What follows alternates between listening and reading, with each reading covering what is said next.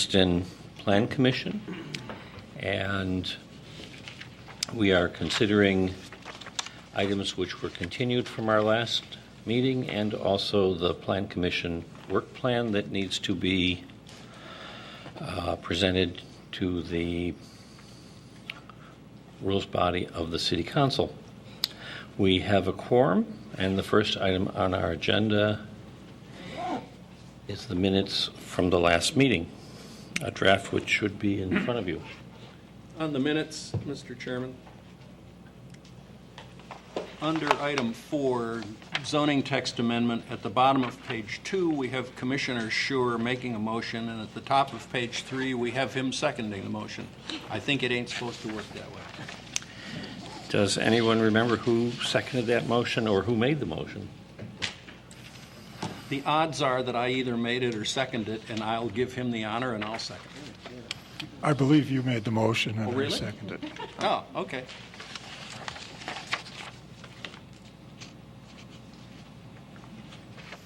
Are there any other corrections? Is there a motion to approve the minutes as corrected?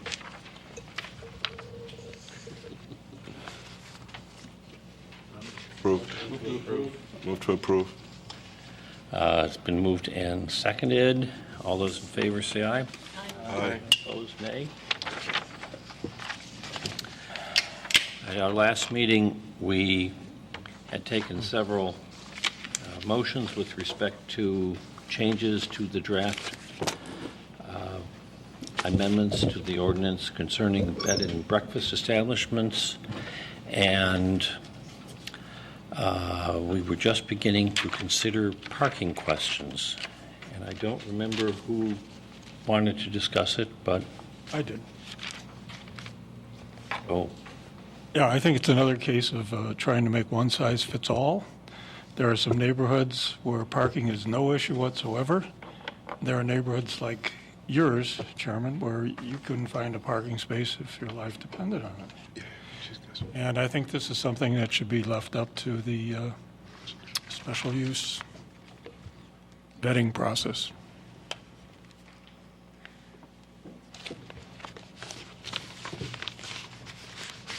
So we're looking at 6-4-7, section F.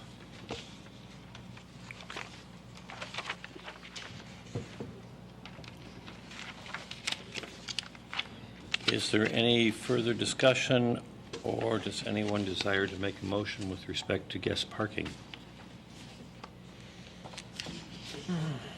I'm having problems getting my computer to get going here.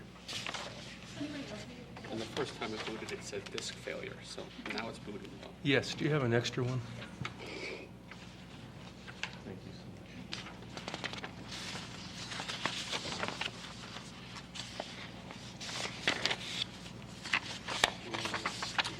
We're on F. 6-4-7, section, paragraph F. Well, question. Can't find it in mine. Which one are we on? F. F. Mr. Chairman, Go ahead. F doesn't seem to specify very much. I mean, all it says is, at least what I'm looking at, guest parking shall be provided on site, That's, which leaves open the question of how many spaces per bedroom. Mr. Cox? Commissioner Ford, if you turn to the next page of the draft text, I knew it. It should be read in conjunction with the amendments to 616.35, which are in the table, as it were. Ah, yes, thank you. Okay. Sure thing. Got it. Okay, and I should go on also on the following page, 616.12, which indicates that the general exemption for a change in use for adaptive reuse of an existing structure does not apply to B&Bs, as proposed.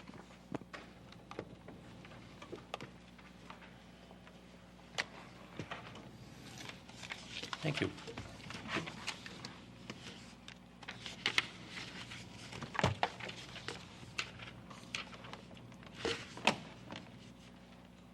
I have a question. What does present zoning stipulate in regards to B&B parking?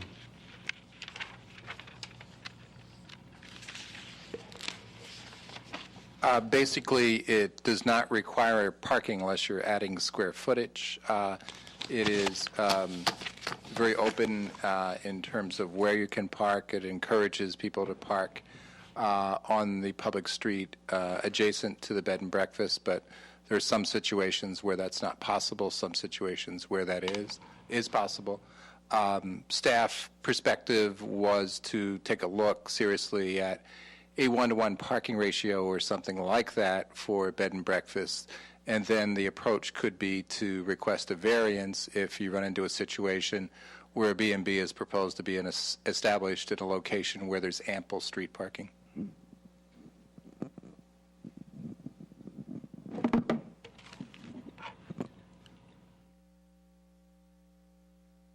So I guess that leaves us as to which tack we take How for would the you- exception. How would one meet the hardship requirement for a variance if there's, Sorry, also for the record, Ken Cox from the city's law department. that'd be practical difficulties? Suppose that you have an existing one or two family home in whatever district you'd like that does not provide for on-site parking, essentially without demolishing part of the structure, or construction on site would then violate other portions of the zoning ordinance, such as impervious square footage or lot coverage and the like. Under such circumstances, it would be impossible to establish on-site parking, essentially, or extremely difficult to establish on-site parking, and one could make an argument that that would constitute a hardship for purposes of a variation. But the need for the variation, would it not be self-created in the event someone decided to operate a B&B? Well, given the fact that in the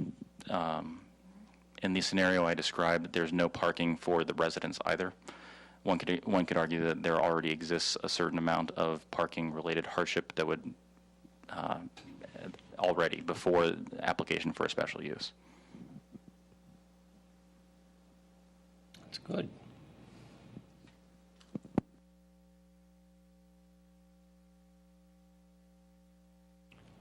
Look at the original wording under F. That seemed to cover it fairly well without making it too complicated.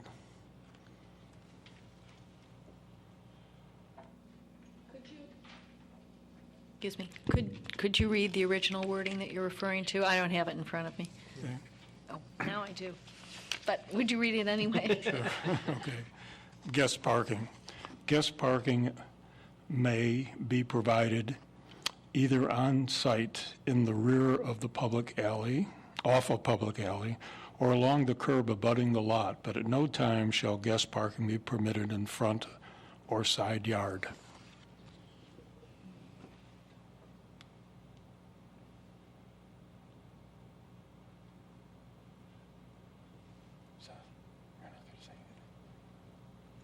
You have no opinion? Well, I don't particularly like that, because what if a B&B does locate in a community where there is ample parking on a front or a side yard? So I'm inclined to keep it as we've changed it.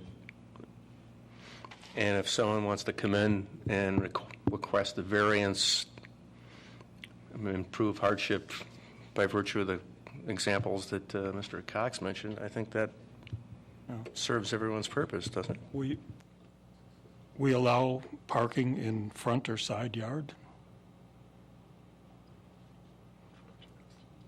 Zoning ordinance does not allow parking in the front or side yard, but if there was existing parking that was legally non-conforming, that would be allowed.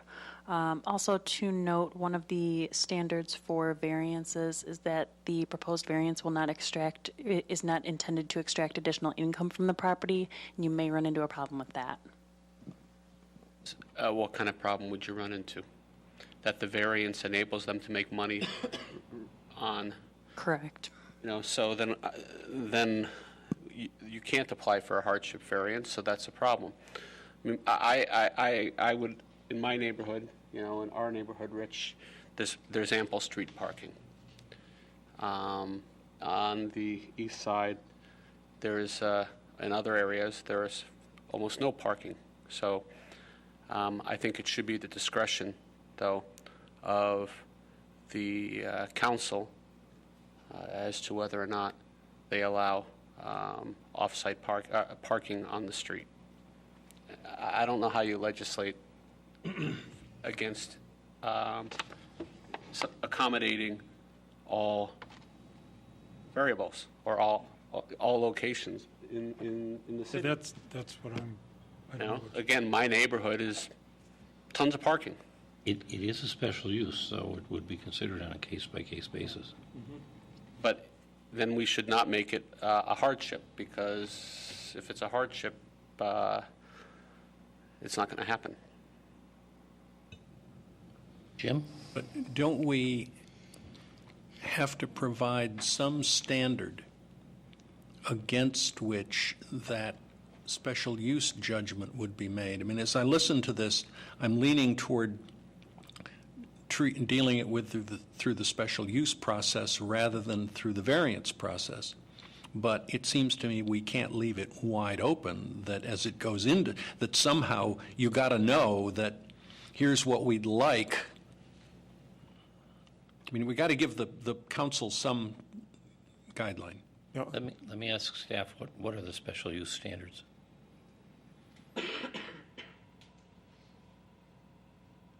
I will not try to recite them from memory.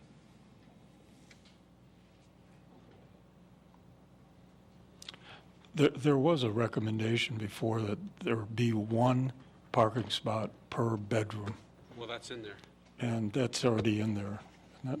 And so that would be, What they, But it can be on-street, right. which is maybe not a requirement at all. I got a question. Does anybody find that excessive? No one finds that excessive, right? What Well, are when the, people come from out of town, how often, I mean, is everybody coming from out of town with cars? let's see what the standards are. The standards for special, I already brought that for one up special when we uses, talked there are about it. 9 of them. A, it is one of the special uses specifically listed in the zoning ordinance. B, it is in keeping with purposes and policies of the CGP and the zoning ordinance. It will not cause a negative cumulative effect when its effect is considered in conjunction with the cumulative effect of various special uses in the area. And I'm abbreviating for time's sake. D, it does not interfere with or diminish the value of property in the neighborhood. E, it can be adequately served by public facilities and services. F, it does not cause undue traffic congestion. G, it preserves significant historical and architectural resources. H, it preserves significant natural and environmental features. And I, it complies with all other applicable regulations in the district except to the extent modified through the grant of a special use or variation. I should also point out that for a special use, the standards are different from a variation in that in order to grant a special use, council need only make findings with respect to all 9 of those standards. It does not have to find that the application qualifies or meets all 9 standards, whereas for a variation, these standards are more strictly applied.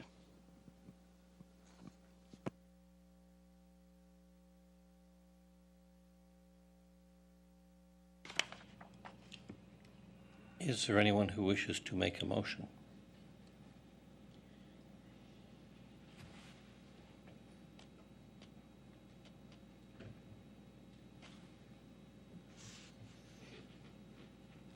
I have a clarifying question. If we keep the language as it's presently marked, which is guest parking shall be provided on-site, then that does leave the option for an applicant to request through the special use the option of, under certain circumstances, putting parking on the street.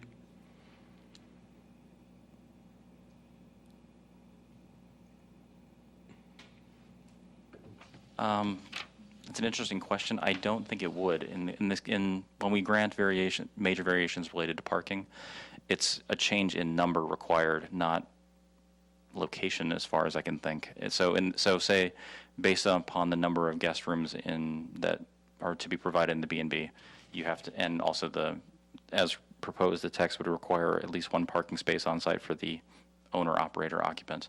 You would need, let's say, the maximum 6 parking spaces on site, and it happens to be a very lucky lot that's improved that has 5 spaces on site. The major variation would be for 5 spaces rather than 6, rather than saying 5 of them may be on site or shall be on site and 1 may be off site. I'm sorry. I don't see on-site. Off-street parking. Okay, so requirement. if you contracted a block away in a parking lot that's owned by somebody else, that's providing parking, correct? Because on here, it doesn't say on-site. And I have a big issue with if you have 5 bedrooms, saying that you're going to have 5 parking spaces on site, and they can't be in front of the house. Nobody has that. So you're effectively saying, we have this ordinance that says you can have the 5 rooms, but you really can't, because you can't provide that on your property. And I don't think we allow turning backyards into parking lots. And I don't know, is that against zoning? I would assume it probably is. But so here it doesn't say on site. If you look on 647F, the text, if it were to be amended as proposed, it would read, guest parking shall be provided okay. on site. The E is crossed out. I figured it went through. Okay. Well, I have an issue with that, because you should be able to say contractually, I lease 2 spots from the garage around the corner, and that makes up the 5 spots, as an example. I have 3 on site and I have 2 off site. Do you wish to make a motion to that effect? Yeah, I'd like to make a motion that says on site or off site. We provide parking for on site or off site. Maybe we should qualify off-site so that it doesn't include the street, if that's your intent? That would be fine. Then how do you then require an owner of the property that they have to have on-site parking for their vehicle? And why is their vehicle counting when it doesn't count today for an owner of a house? The draft text is based upon recommendations from the Zoning Committee of Planning Commission. I understand. So- I'm questioning the board here, Oh, fair the enough. commission. So, I mean, if I want to open a B&B today, I can park both my cars out in front of my house. Well, it says here that if I have a B&B, I can't park the 2 cars of mine in front of the house. Or I have to have one You space can- for the owner. You can park them, but you need A variance to do it? on-site parking. Right. Well, but I'm saying in front of the It house, doesn't require you off to the use curb. it, but you have to have a space. Just as. Right, but it's going to be counted as one of the spaces. So if, let's say you have 5 parking space, if you have 6 bedrooms, 5 of them are available for, I mean, this is pretty simple math, but if you have 6 bedrooms, one of them is yours because you have to live there as the owner of the house. Now you have to have 6 spaces for cars that are on site. I will venture to say that I think I know of maybe a few homes along Sheridan Road that have pretty long driveways that could maybe accommodate those number of cars. But I don't know that many homes in Evanston that have that kind of parking. But they do have those type of bedrooms. A correction here, this says guest parking. It says it says that the owner-operator has to have a space as well, plus 1 Okay. space for the owner-operator. So what you're saying is today, if you don't have a B&B, you can park your vehicle on the street in front of your house.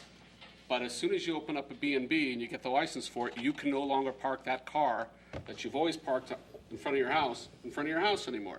You have to have a space for it. Let me ask a clarification to staff. Am I correct that for new single-family dwellings, parking is required?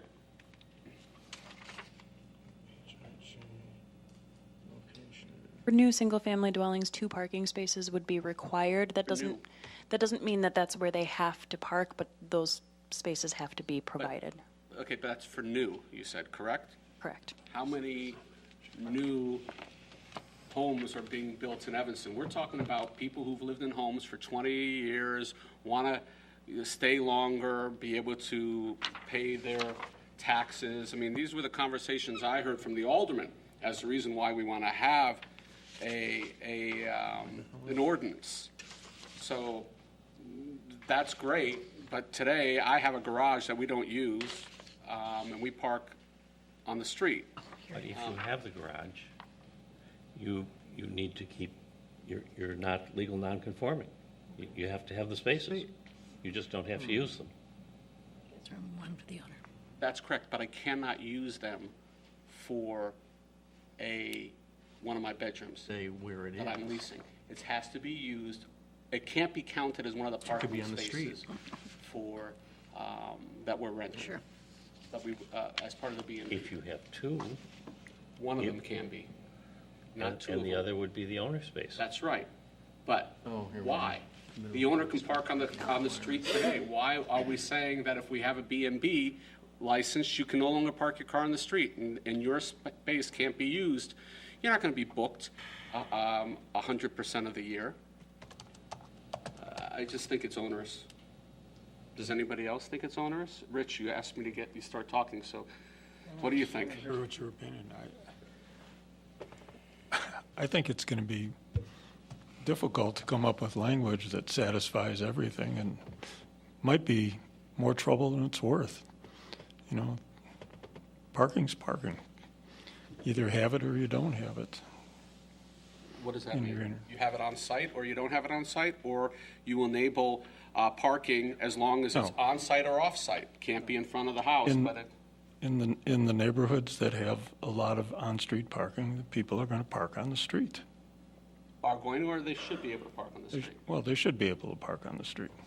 I would agree with And where that. they don't have parking spaces, you know, when somebody makes a reservation at a B&B, one of the first things they ask is, Your parking.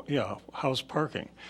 And if they say, well, there's no parking within 6 blocks after 6 o'clock, chances are nobody's going to go in there.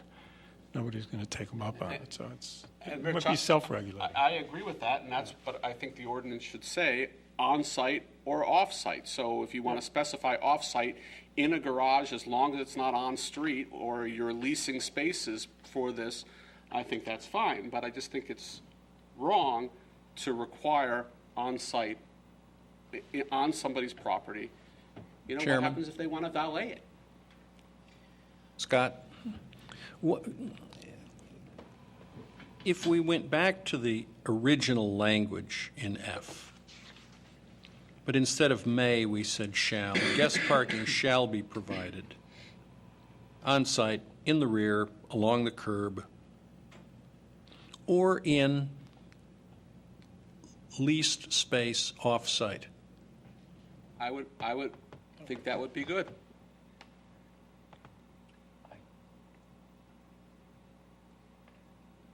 You know, it doesn't accommodate my neighborhood where there's an abundance of parking, except on school nights, where there's the Said on the curb, teacher conferences. you don't need leased parking anymore.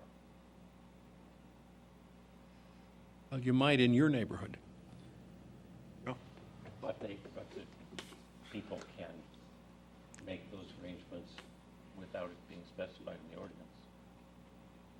Why can't this read, guest parking shall be provided on-site in the rear of a public alley or along the curb abutting the lot, provided it is approved by some reviewing body?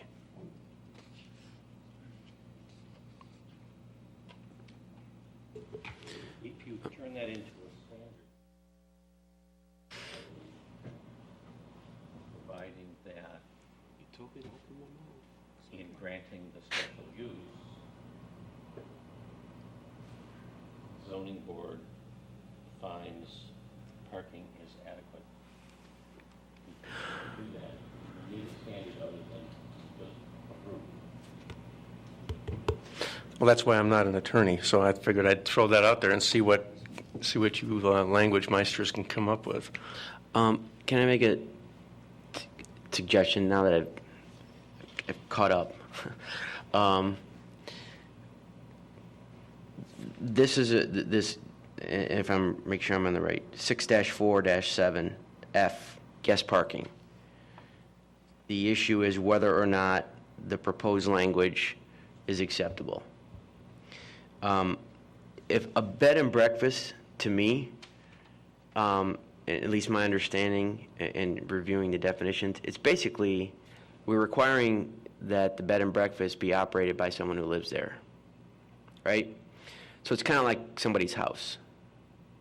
And the people that are coming there, the only distinction between them and, say, a friend or a family member that would be staying as a guest is that there's no friend or family relationship.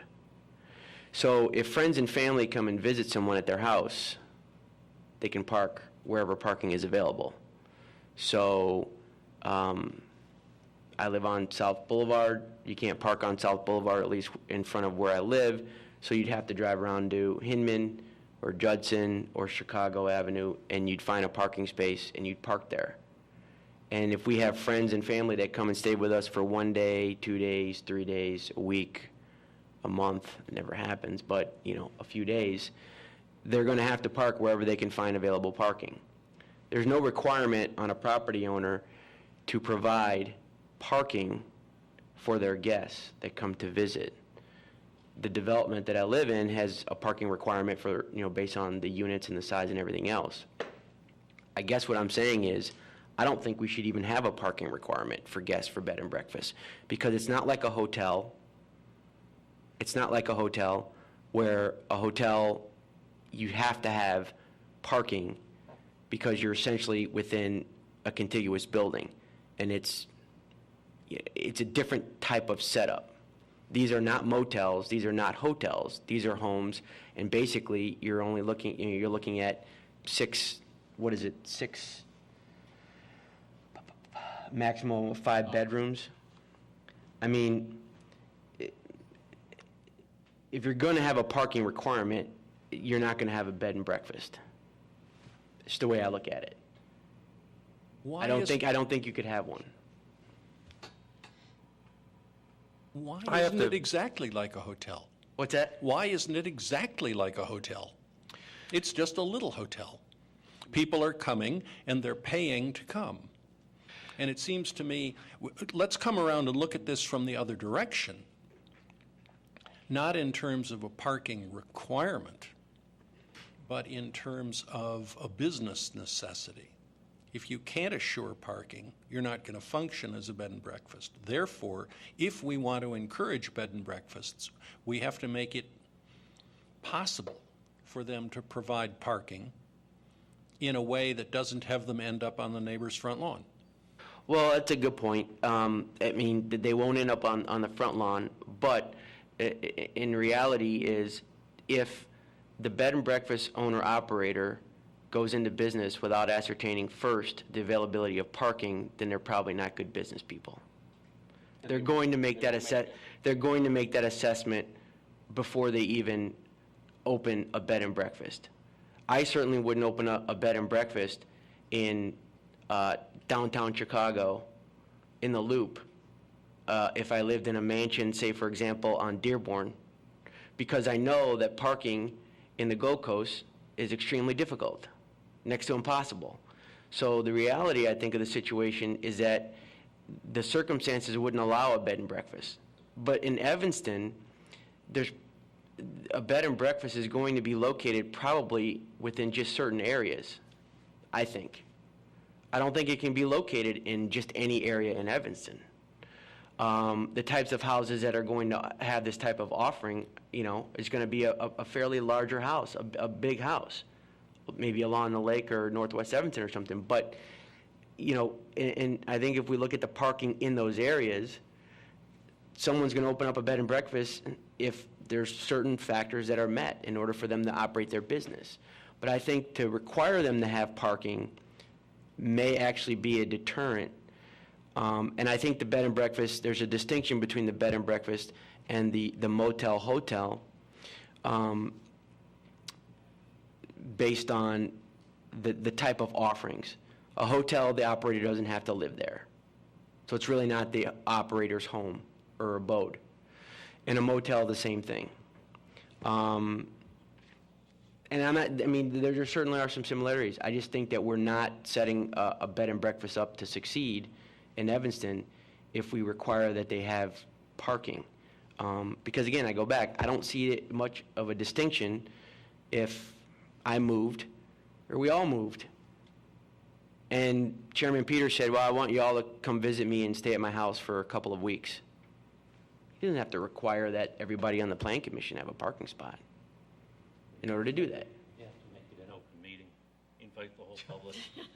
Right. I mean, Other than that, it's fine.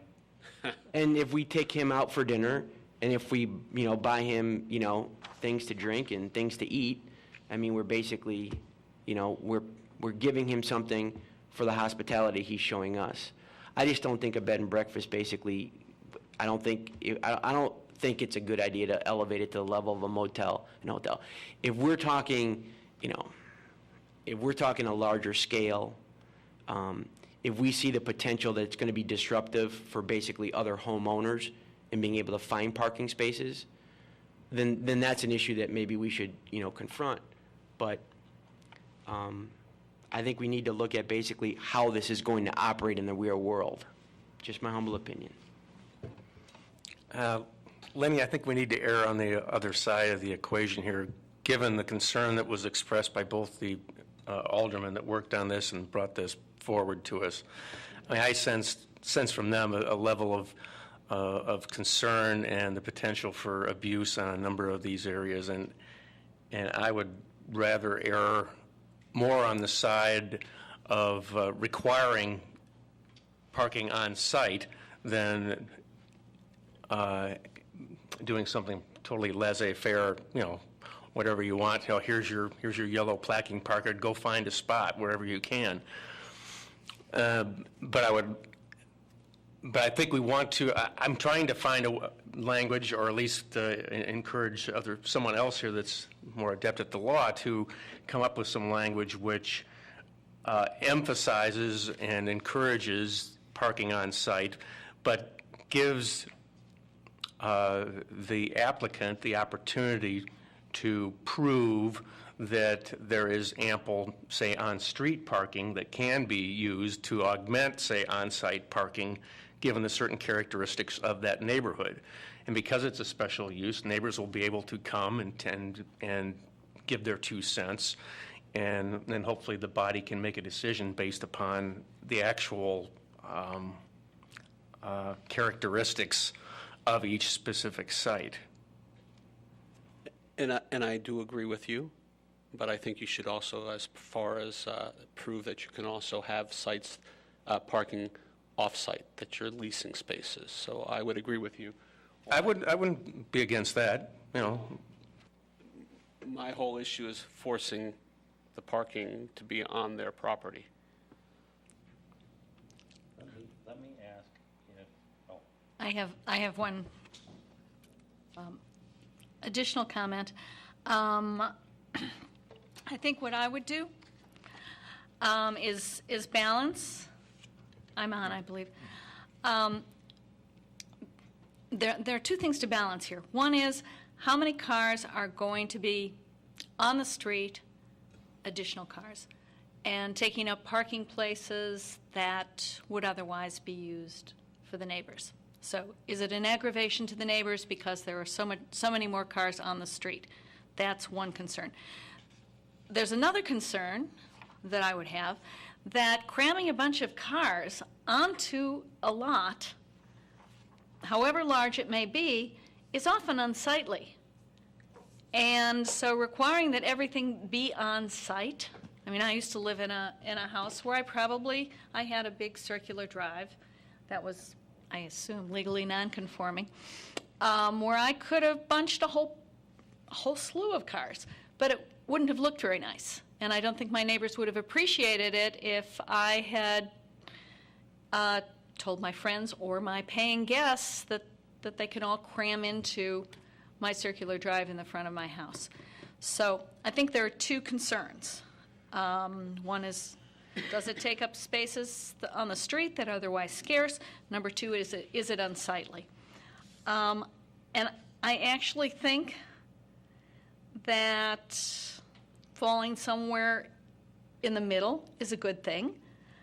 And the way I would do it is to say that guest parking shall be provided, and then say, pick up the old language, on-site, in the rear off a public alley, or along the curb abutting the lot, but at no time shall guest parking be permitted in any front or side yard to avoid the unsightliness. I would as well. Would you be amenable to adding the phrase, "This requirement may also be met by contracting for Yes, off-site parking"? absolutely. I would add a phrase to that effect, either within that sentence or as an additional sentence. But I would also cut back on the table that contains the schedule of minimum off-street parking requirements, where it's 1 space per guest plus 1 space for the owner-operator. I think I'd cut that back by 1. I'd make it 1 space per guest room, to be found in any of those places that we just recited. I'm not really strong about that, but I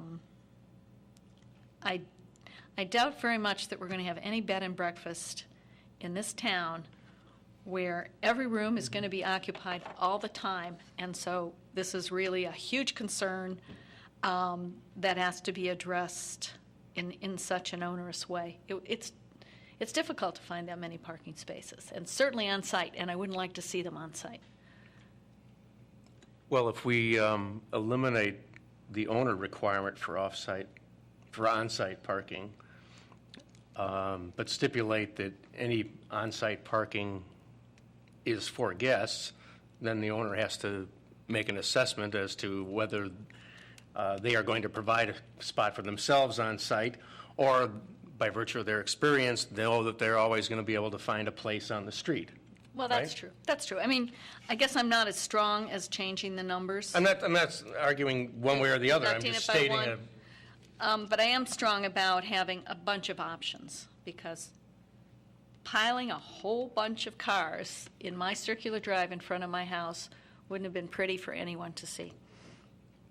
Jim? I think I'm leaning back toward Commissioner Schuer's initial suggestion that we leave this to the permitting authority.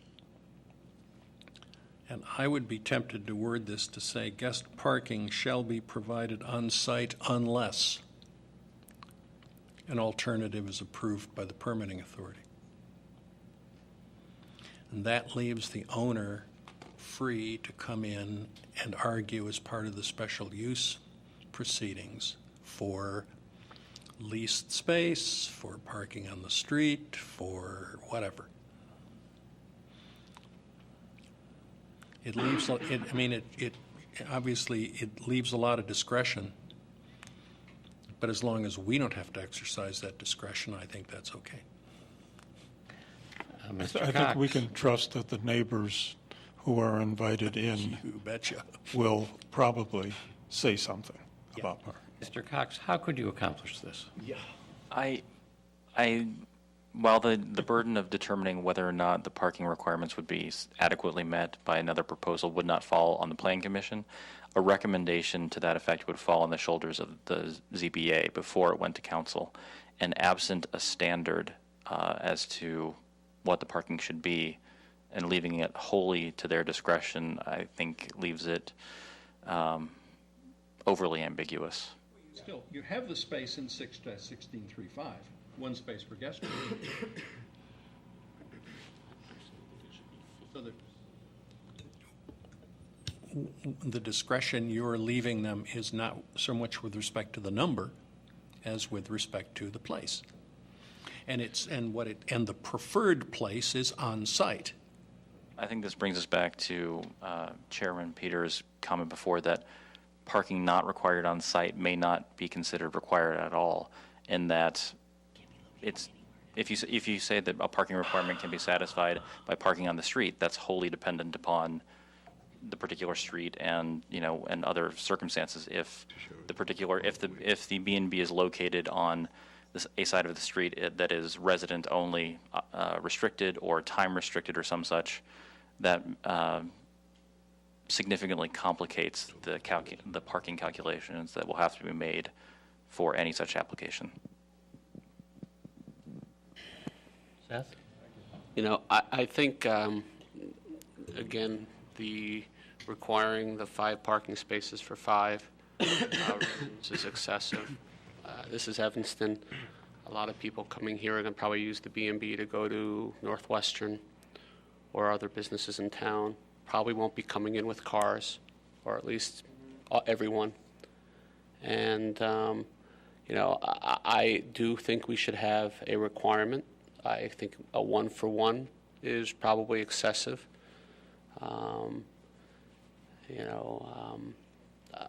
Maybe a 1-for-2. But I think a 1-for-1 is excessive unless you codify the fact that it can be off-site somewhere and prove it.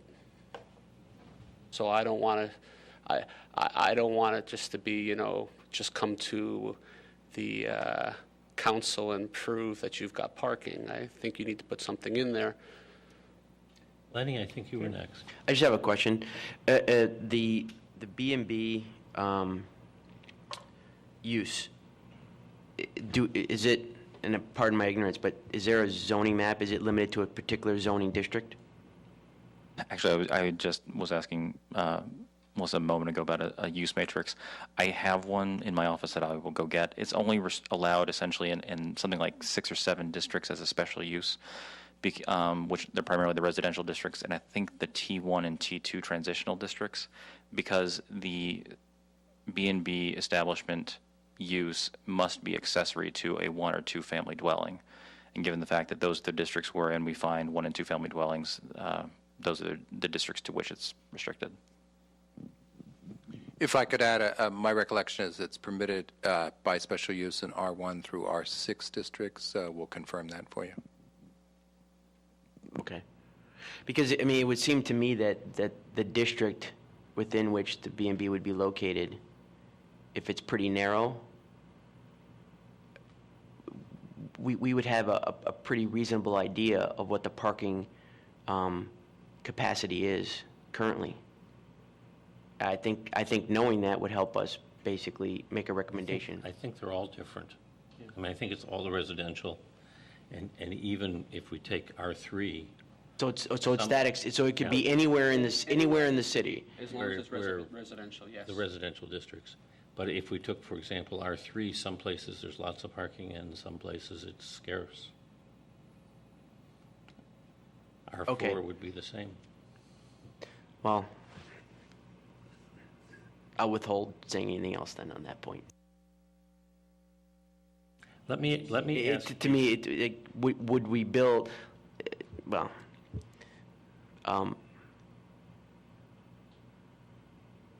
yeah. Let's separate the two issues. Is there a motion with respect to the number of spaces to require?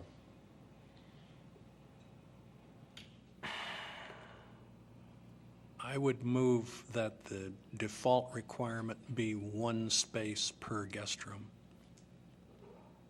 Is there a second? I second that. Is there discussion? I think it's excessive. Well, let me ask this. If you had 5 bedrooms to rent, there's a good chance that wouldn't all 5 be rented at the same time.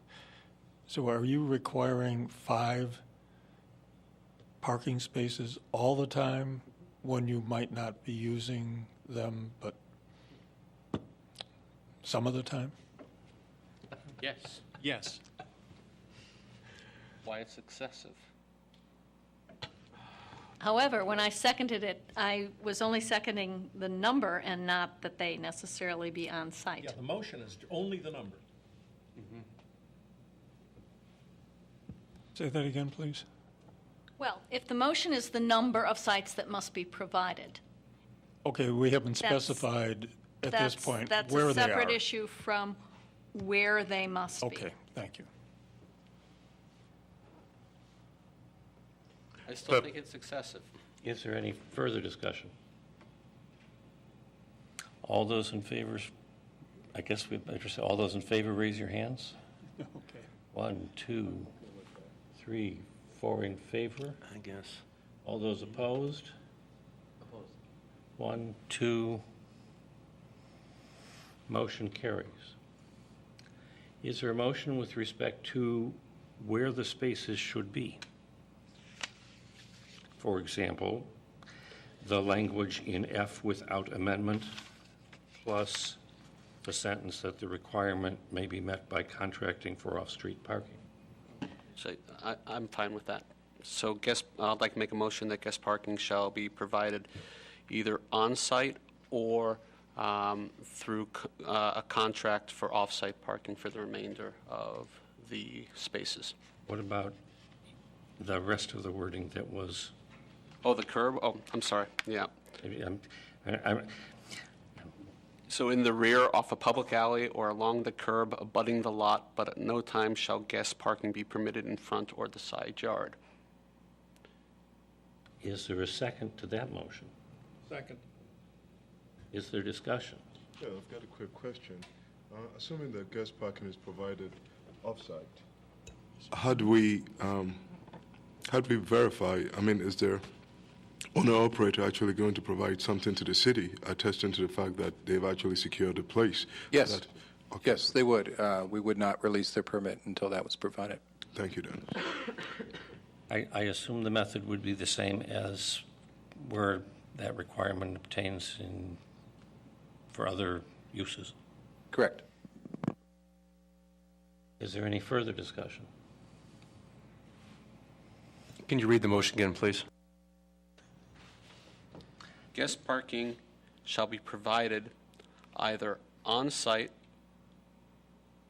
or contracted for off-site parking, or in the rear off a public alley, or along the curb abutting the lot, but at no time shall the guest parking be permitted in front or side yard.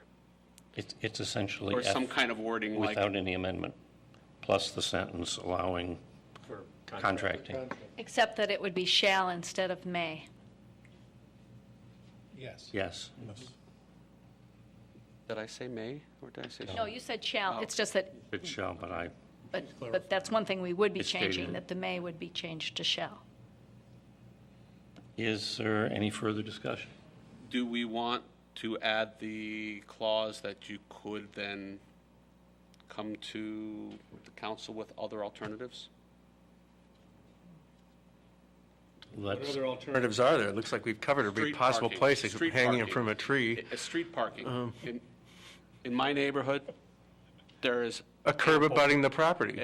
In my neighborhood, there is ample parking all the time, except for when the school has parent-teacher conferences. rather, the question would that's be covered. curb not abutting the property. Okay.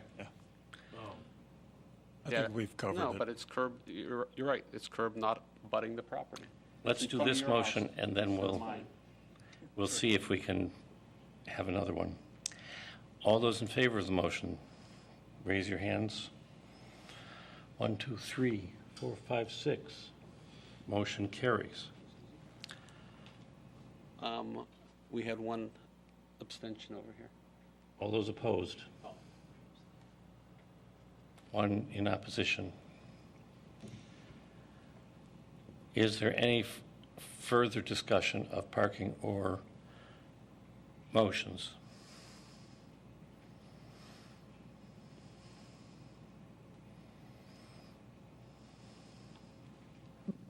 I'm sorry, one question.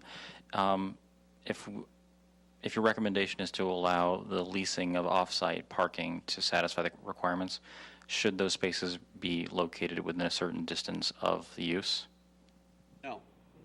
So the leased off-site parking could be 2 miles away. If the owner can go get those cars and valet them to and from, why does it matter? You know, that is one of the That's things a that business is decision. inherently wrong with this, because this leads to, with all likelihood, the resident or the guest will park in the neighborhood. That's what is going to happen here. I think if you're going to allow contracting for off-site parking, there should be a distance, because I think you're right. It'll just get ignored. And actually, if I may, there's actually a similar provision already in the zoning ordinance. It doesn't apply specifically to this this particular use. But it came up actually recently with regards to the theater project that was approved for Davis Street, and it states that it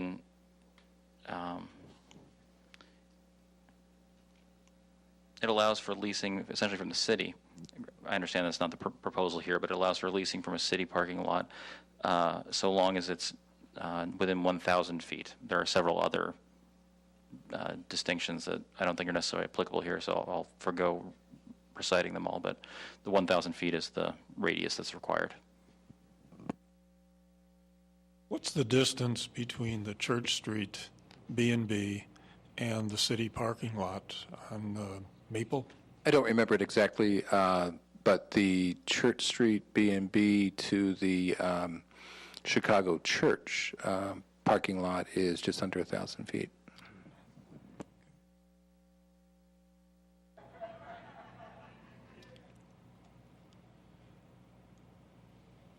Is there anyone that wishes to make a motion with regard to distance requirement?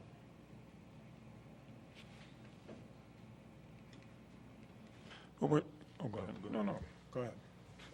No, I think it makes sense, and I think at least it offers some sort of a way to mitigate the inconvenience that will impact some of the neighborhood residents.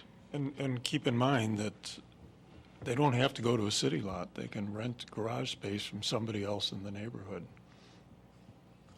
Okay.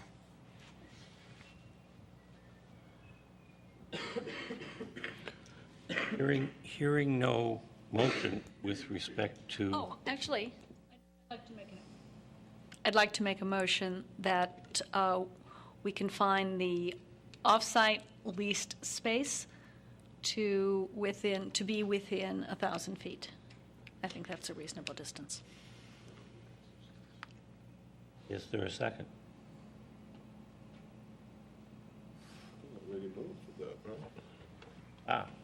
A second. Do you wish to? Okay. Is there discussion? All those in favor say aye. Aye. Oh. Trying to trick us? Was it seconded? It was seconded. All right. What was the vote? The vote was to basically limit the off-site, leasing of off-site spot to 1,000. Right. And how many of us voted in favor? I don't think anybody voted yet. Oh, all right. I'm All sorry. those in favor say aye. Aye. Aye. And opposed? No. No. 4 against. 4 against. Motion fails. I think it's 3 against 3. You have to break Let's the use tie. hands. All those in favor say aye, or raise your hand. 1, 2, 3. All those opposed? 1, 2, 3, 4. We've lost this vote. Is there any further amendments, changes in the draft language?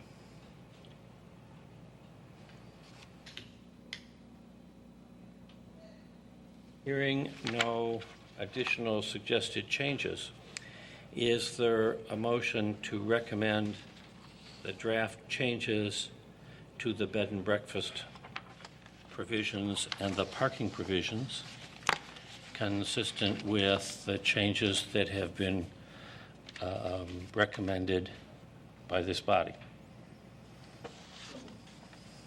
Is there a second? Second. Is there any discussion? This is a public hearing. Does the public have any discussion? Hearing no further discussion, all those in favor say aye. Aye. I vote aye. The recommendation passes. Did anyone vote no? No, everybody said aye. I didn't vote. Ah, sorry. Are you abstaining or voting against? Well, I don't have a problem with the proposed revisions. I just have a problem with basically F. So Let that be I'll let the expressed record in the reflect minutes. that. So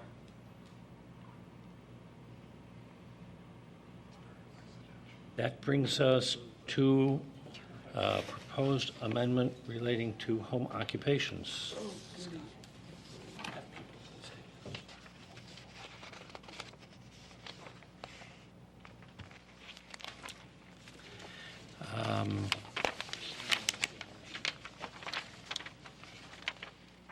Have information relating to bed and breakfast. Does the commission wish to take a short break? No. Does staff want to explain the proposed changes? Staff.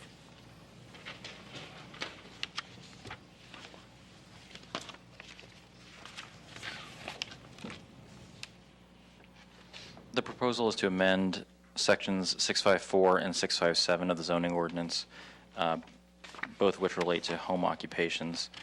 These arise from a referral to the Plan Commission by Alderman Holmes and reflect the deliberations of the Zoning Committee of the Plan Commission. 654H would be revised to, it currently reads, no outdoor display or storage of materials, goods, supplies, or equipment shall be allowed. And that is then, the proposal is to expand that language on the premises except for lawfully parked vehicles. This is to address the concern that to clarify the existing regulation and to address the fact that several home occupations apparently are using outdoor storage on a regular basis. 654K would also be amended to further clarify the regulations relating to garages or carports. At present, it reads, garages or carports, whether attached or detached, shall not be used for any home occupation other than for storage of an automobile used for such home occupation. There were several discussions about this at various levels, which you can read about in the minutes. One is that carports was deemed to be too permissive in the fact that carports essentially are open air, in the fact that so the storage is not truly enclosed, and that. But then the flip side is that the other than for storage of an automobiles for use for such home occupation was deemed to be too restrictive, in that a home occupation, by a strict reading of that, could not be used for anything other than storage of a vehicle. So there were questions as to whether or not that should, if that would prohibit storage of vehicles not for the home occupation or common household storage. So the proposed language then would exclude carports and state that any use of the garage will be permitted for the home occupation so long as it remains accessory to the primary residency. The language here of subordinate in area, extent, and purpose is taken from the definition of accessory in 618.3. 657 adds two new subsections to the list of prohibited home occupations, J being commercial rug or carpet cleaning or repair businesses when the rugs and or carpets are cleaned and or repaired on the premises. This is due to noise and chemical aspects of those particular businesses on site. And K is for swimming pool cleaning and or supply businesses if chemicals for said businesses are stored on the premises. Again, the reason for that being self-evident.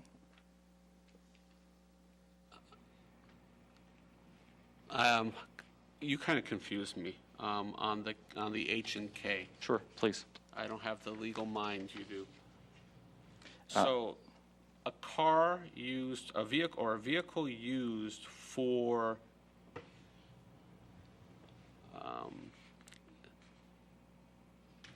the home occupation can be parked in the carport or cannot, Can be parked in the garage, yes. but not in the carport. The use of carports again was excluded based upon the discussions at zoning committee, based upon the fact that the idea was to try and maintain storage for home occupations indoors, whereas carports are not essentially indoors. So somebody who has a car with a magnet attached to it that's used for the home occupation can no longer park in their carport? Based upon the recommendation of zoning committee, Okay, that would be that's correct. what- But so this body is free to amend No, that language. I'm just trying to understand the language here. Yes. Because I missed that meeting. One of the original concern, oh, go ahead, I'm sorry. Okay, go ahead if you. No, I was going to say, one of the original concerns was the vehicles, sporting vehicles for landscapers. And have we addressed that issue, I guess is what the issue that was the concern of the alderman by these changes? Is this sufficient? I mean, we don't want to see a mound of wood chips. Well, an automobile, is that a truck? The concern expressed by a couple of the aldermen and also by our property standards staff has been what are really commercial vehicles, larger commercial vehicles used for landscaping and construction firms that are parked in a residential neighborhood. And so the issue of lawfully parked vehicles, which is the way the proposed amendment reads, helps with that issue. It doesn't deal with the clustering of multiple vehicles that are part of a home-based business like a landscaping firm. So then why don't we exclude commercial vehicles and say that? I mean, you know, very often people have a home business and they use that car that they drive their kids to school, you know, to also use for their business. And they have, again, a magnet or something stuck to the side. And this excludes that. So I would recommend changing it to exclude commercial vehicles, but your automobile is okay. The concern about commercial vehicles is particularly the size of the commercial vehicles, such as a small dump truck that you may see with again, landscaping or construction operation sometimes. It is not so much a smaller commercial vehicle, that's a singular commercial vehicle that's used by the owner-operator. So it's difficult to have a standard that kind of works both ways. Scott? Go ahead. I'm going back to the minutes of the Zoning Committee of the Planning Commission on February 21st, and I appear to have been guilty of framing an unclear motion. Commissioner Ford moves to divide proposed item K to only include swimming pool and cleaning supply, which we now have in item K. We lost any reference to landscaping. My intent had been to divide a paragraph, a section which used to include both of them, and to split it in two because we wanted to deal with them in different ways. So somewhere along here, I think we have to insert we need to move section L down to M and insert a new L with respect to landscaping. Unless we don't care. But I think the aldermen care. And I would move that we do that. Can you read the wording that you would propose? Yes. For both K and L? K would be worded as it is. I mean, we may want to amend it, but this motion would not amend K. I have several versions of K. So K, swimming pool, cleaning supply businesses, if any chemicals for said businesses are stored on the premises.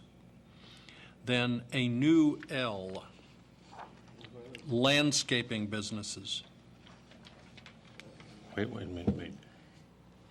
Yeah, landscaping businesses where equipment, supplies, and/or other materials are stored on the premises of the home occupation. And then what is now L would be changed to M, other uses similar to those listed. Would you include construction and/or landscaping businesses, or only landscaping businesses in the new M? Swimming pool, cleaning supply, construction and/or landscaping businesses. Yeah, the language that we had before.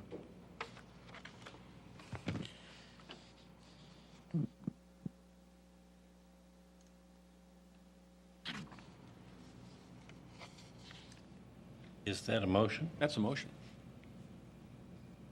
Is there a second?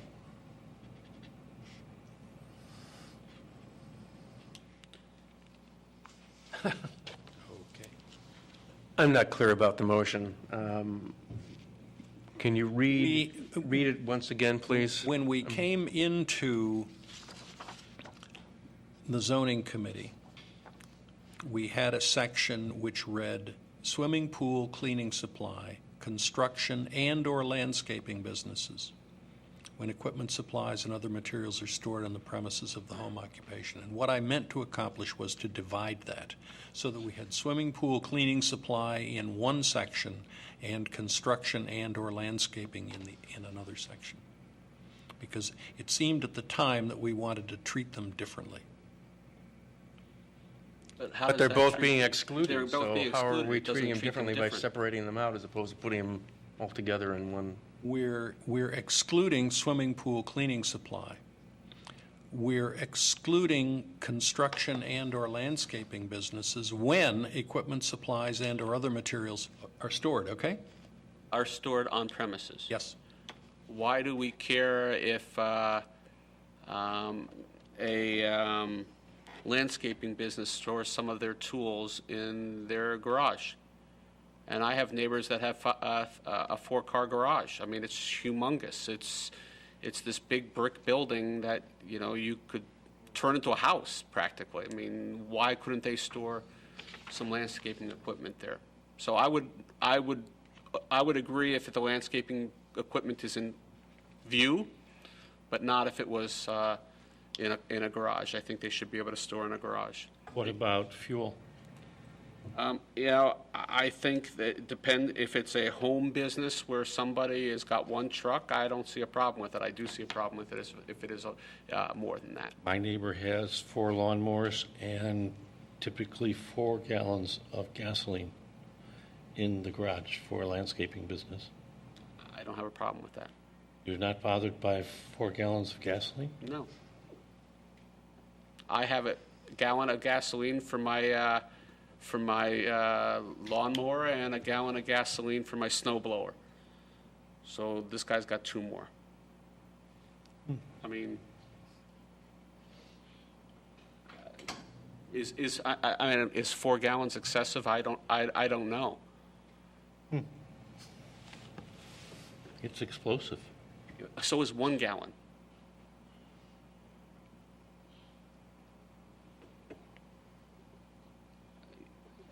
We've got people laughing here. Yeah, I mean, it's kind of, I just have a hard time comprehending why we would even want to encourage any kind of home business that has those kinds of mechanical appurtenances. A home business is, to my mind, is a pencil and a computer or something like that. It's not lawnmowers, it's not construction equipment, it's not grass seed, it's not seed spreaders.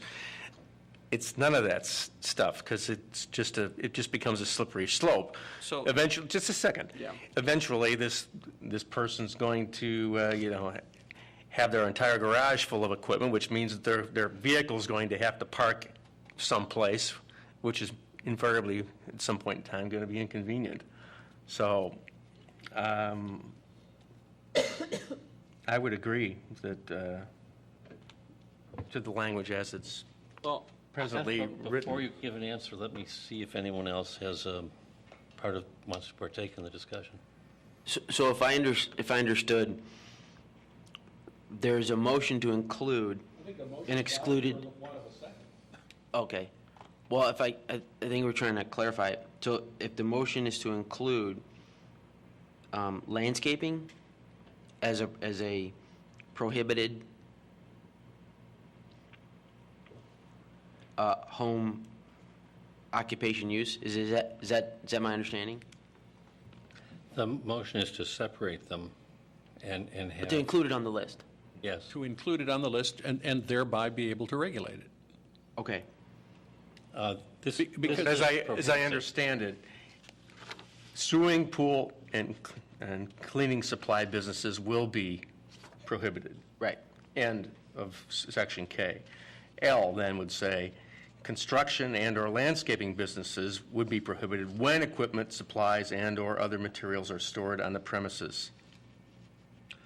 And what you're saying, Commissioner Galloway, is that the qualification of if stored on the premises, you're saying it shouldn't even be a home-based business anyway?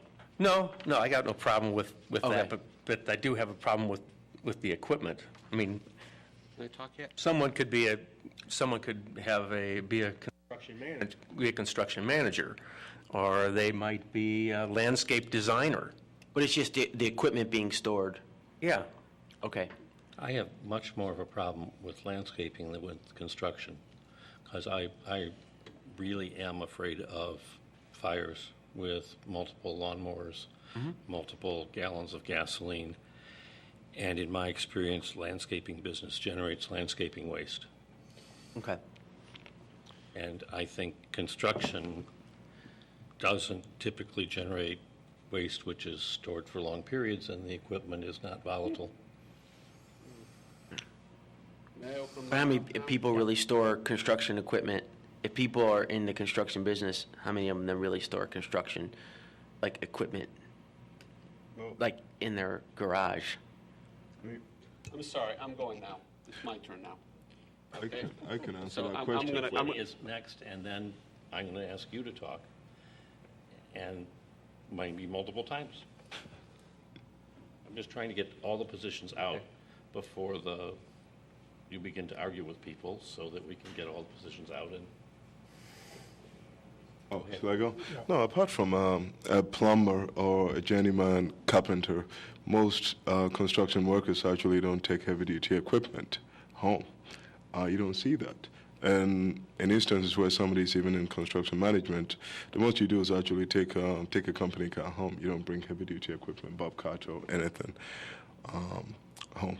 But I think in certain part of Evanston, I think by, I'll say, Dodge, and sometimes by Fowler and Maine, what you tend to see a lot is actually landscaping trucks with not only full of grass. Sometimes it may very well be they don't have enough time to empty the trucks before wherever they empty them close. But you see a lot of this in several neighborhoods in Evanston.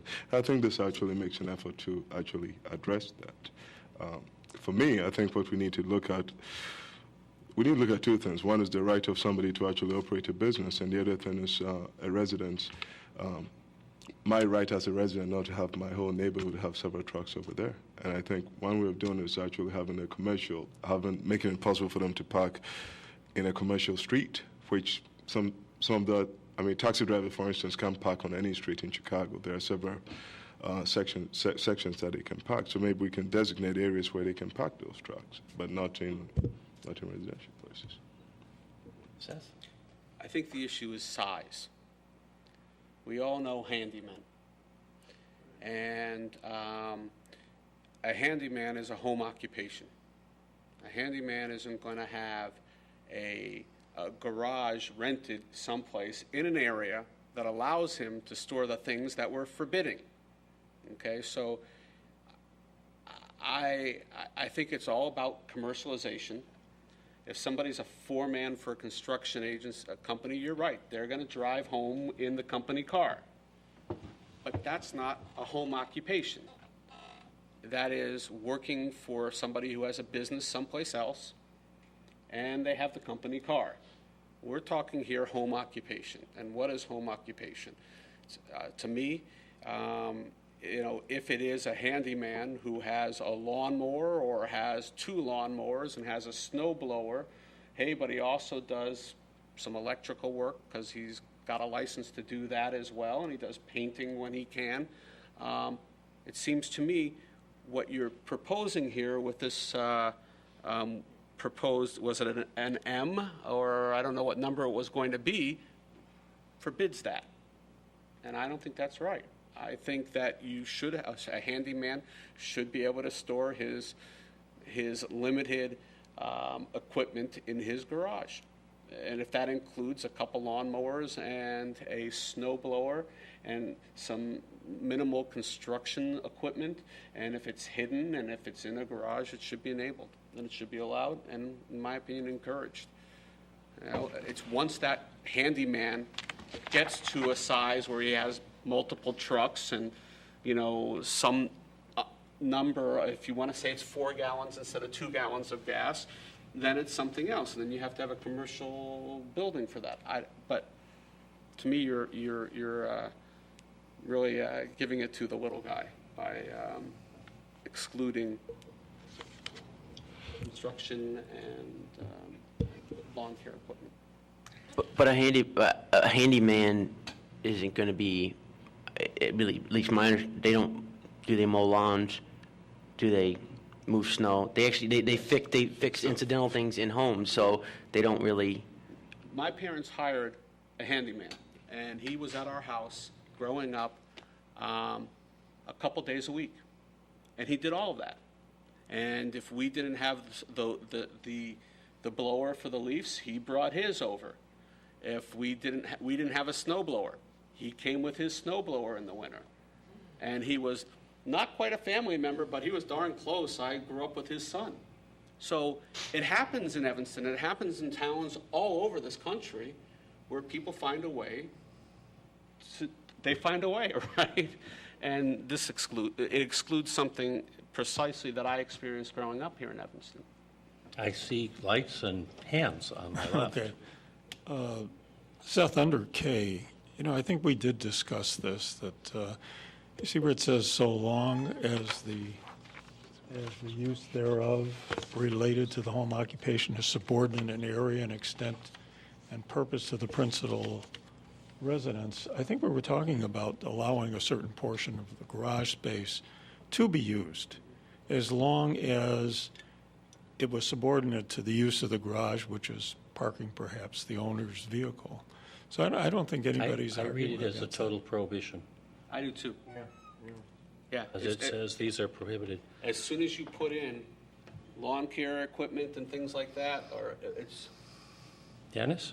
Yeah, if I could add one thought, it seems to me that in terms of what a typical single-family homeowner would have, you still would allow in the garage, and that could be a snow blower, a lawnmower, and, could be a leaf blower of some sort, and other tools and related things. So it's almost like the minimal acceptable standard, certainly for everybody, including a home-based occupation, would be those kinds of things. But it's a question of how far should you be allowed to exceed that, particularly for something like a landscaping firm. But I don't think it's the relevant standard.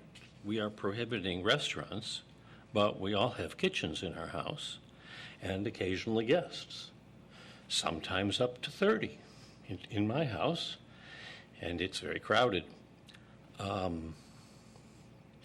So I think it's a question of operating a business because it's a home occupation rather than what would we typically have in a home. I'd like to defer this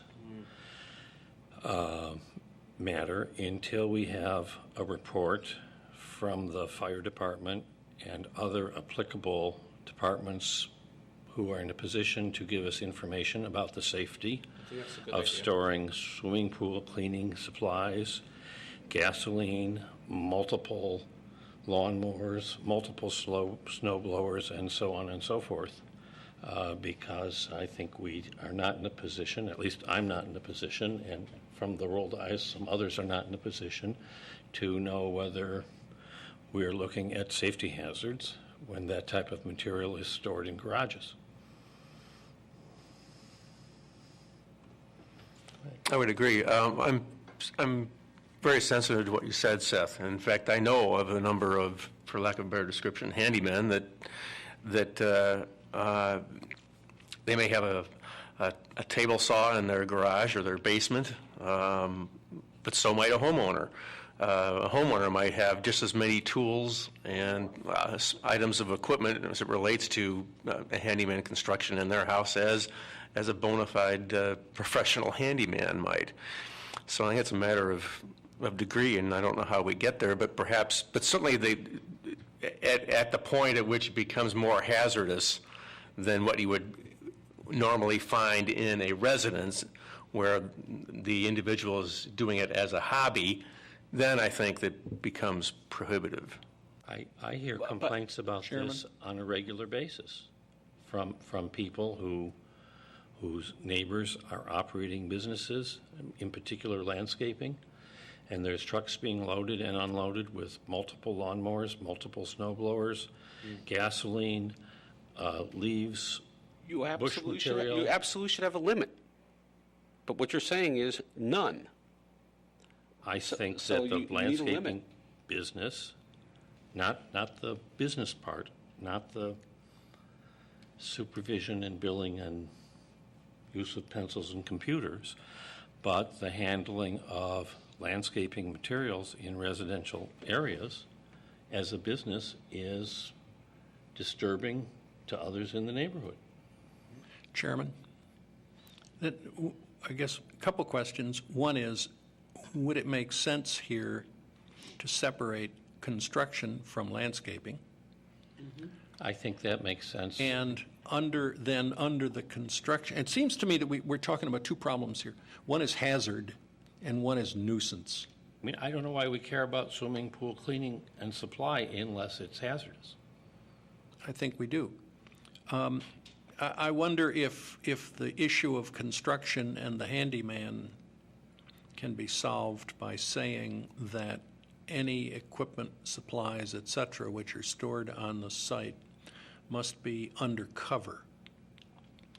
And if we say undercover, but if we say undercover, then trying to build any cover other than the garage, you're going to run into a zoning issue. Not necessarily. Not if it's not in a required front or backyard. Yeah. Could throw a tarp I mean, there over might be a building code problem, in an alley but- spot.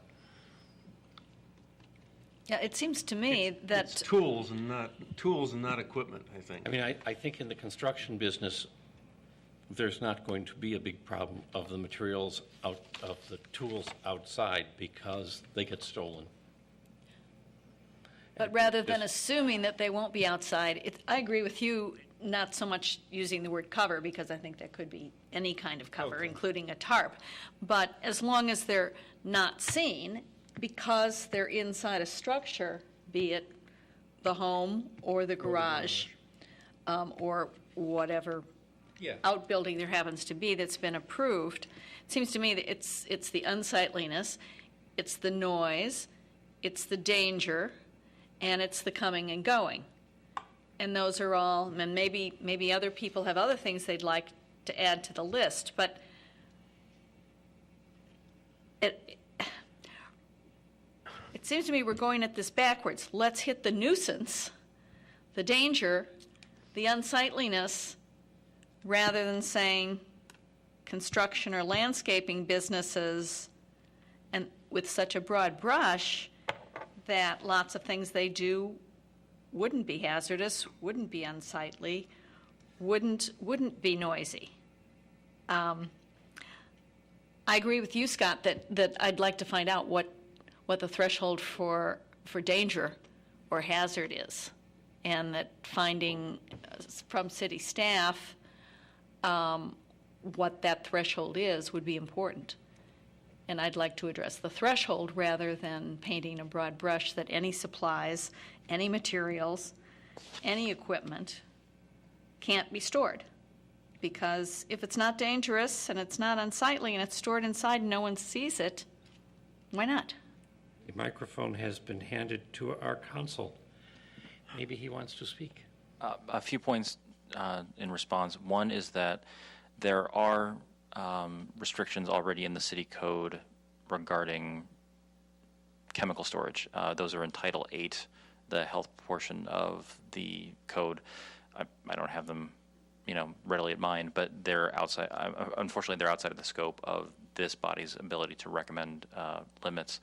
And then, as far as the policy concerns as to why these types of businesses are being prohibited entirely, the prefatory, I hesitate to call it a paragraph, but at the beginning of 657 state that certain uses, by their nature of investment or the impacts related to their operation, have a pronounced tendency, once commenced, to either expand beyond the scope of activity permitted for home occupations. This is, I believe, the comment that several commissioners have made, that if you allow the business and if it becomes more successful and grows, then the storage on site becomes more and more of an issue, or that they exert a negative influence, and that would be the nuisance type of businesses to which you've referred, related to noise emanating from the home, or perhaps also the toxic or dangerous chemicals. So I think that articulates the policy behind the general prohibitions. Whether or not you think that the particular businesses at hand should be so prohibited because they fall into those categories is up to you. Are you telling me that storage of gasoline is related in Title 8? I don't know that off the top of my head, but I know that there are regulations related to the storage of chemicals and noxious substances and the like in Title 8 of the City Code. And how about noise? I mean, I have a neighbor who uses a buzz saw at all times of the night and day, and she wouldn't be prohibited under any of these uses because her business is something different. Noise there's a noise ordinance. It's in Title 9, which is it's public safety title of the City Code. It's actually Section 9523, and I think it has something like 21 different subsections in it. It's a sort of something of a Christmas tree ordinance that we keep adding different types of noise violations on. That's enforced.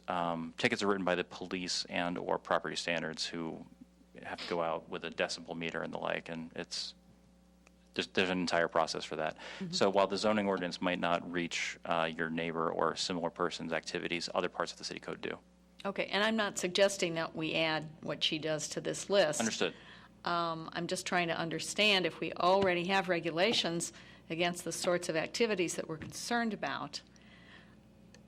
I think what you're saying is, but we're adding these additional businesses to the prohibited uses because we think that these businesses are likely to create those kinds of problems. Yes. And so let's just keep them out from the get-go. Yes. Rather than take a chance that they will present the problems that are already regulated elsewhere. It's prevention versus cure. Let me ask the other commissioners, does it matter how many people are working in the business? A sole proprietorship with no employees is very different than a landscaping business where the employees are marshaled and there are numerous trucks and so on and so forth. Well, that's why I had said it's an issue of size and brought up the example of a handyman. There are two different categories of home occupations. They're minor and major, and they're in different sections of Title 6, Chapter 5 that aren't before you this evening because they had not been raised as a particular issue. But these would be prohibited both as minor and that is correct. Major violations. And major occupations. The minors can be, and there are square footage requirements. There are numbers of on-site employees, numbers of clients per day. For example, for home offices, for attorneys, accountants, or the like. And there are, I can see something like 26 different distinctions between minors and majors. So I hesitate to get into them all here. But minors can be approved administratively by the zoning administrator. Majors,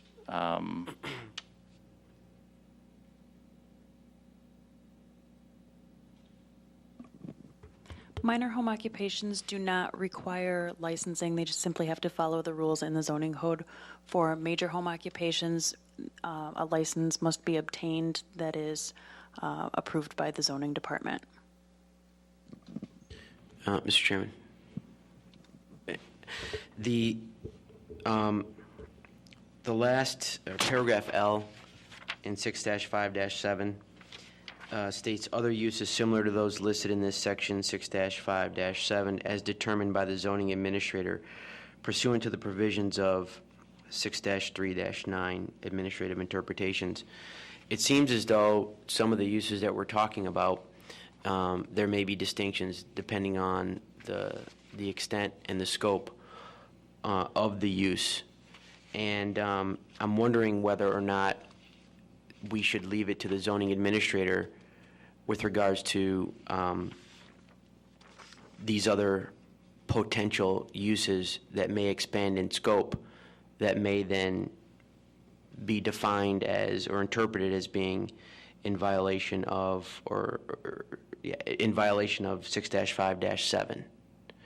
I would envision a scenario where if this handyman is operating in the hypothetical in such a way that the neighbors aren't complaining, it's not being disruptive to the other residents, and basically looking at the definitions or the the criteria in 6-5-7, then it's not really going to be an issue. But if it gets to a point where it becomes, it starts to impact, adjacent property owners, starts to exert a negative influence on the neighborhood, those people are going to complain. And if they complain, the zoning administrator is going to have to make a determination.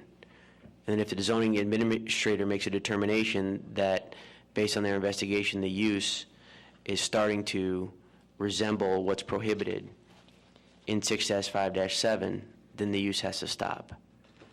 And if that particular user has a problem with it, then that user can then exercise their rights to have the zoning administrator's decision reviewed.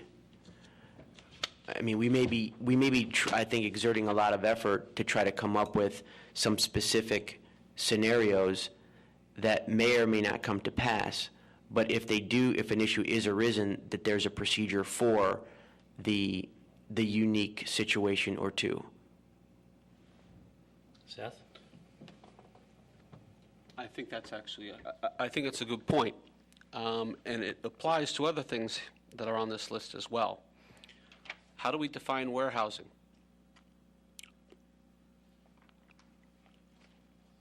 So as an example, I have a friend who lives in this, I have a friend in the city, and she has an online store, and she sells gourmet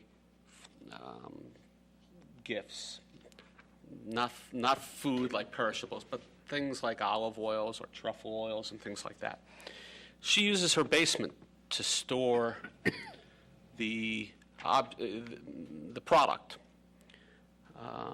She has UPS or FedEx come pick up from the house, and they actually make deliveries there when she takes orders for new product, or when new product is delivered for orders.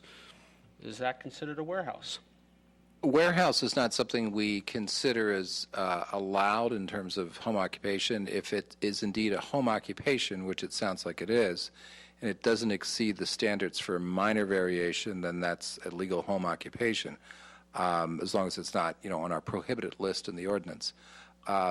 If the other possibility, that depending again on the square footage, the number of employees and the number of deliveries, it may fall between a minor variation and the ceiling of the major variation. But if it exceeds the standards within the major variation, it wouldn't be allowed. Okay, so what are the standards then in that major okay, so I think warehouse is a defined term also. It is a defined term, but I'm just saying in terms of generally what we see in home occupations, we don't see warehousing specifically. Okay. That's more akin to an industrial district. What you're describing is something that's accessory to a principal home-based business, which is accessory to the house. Okay.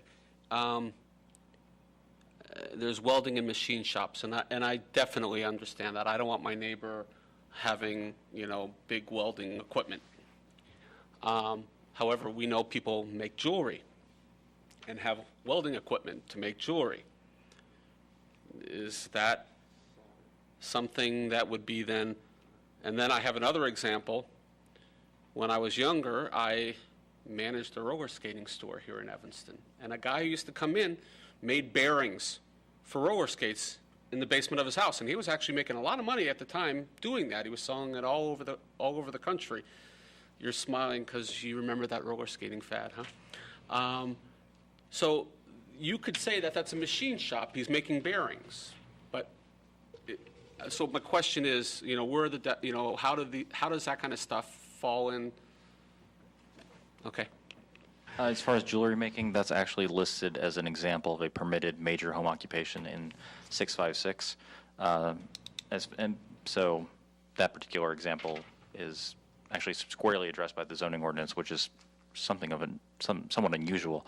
As far as the person making the bearings for roller skates, that would be subject to an interpretation by the zoning administrator based upon the fact that it's such a relatively unusual use that that it isn't going to be listed as specifically as jewelry making is. Okay, thanks. Mr. Chairman, I'd like to make, I'm sorry, Commissioner Ford. Go ahead. Any motion. I just want to make a motion. I make a motion to approve the proposed revisions with the additional revision that paragraph L be restated to say, other uses that impair the integrity of the residential district in which they are located or exert a negative influence on the residential neighborhood in which they are located, or similar to those listed in this section 6-5-7. So basically just copying the language in the introductory paragraph under 6-5-7, the language specifically having to deal with impair the integrity of, and then inserting it and making it basically part of 11 that would fall under the zoning administrator's authority to make recommendations and interpretations if it is brought to the zoning administrator for determination. Second.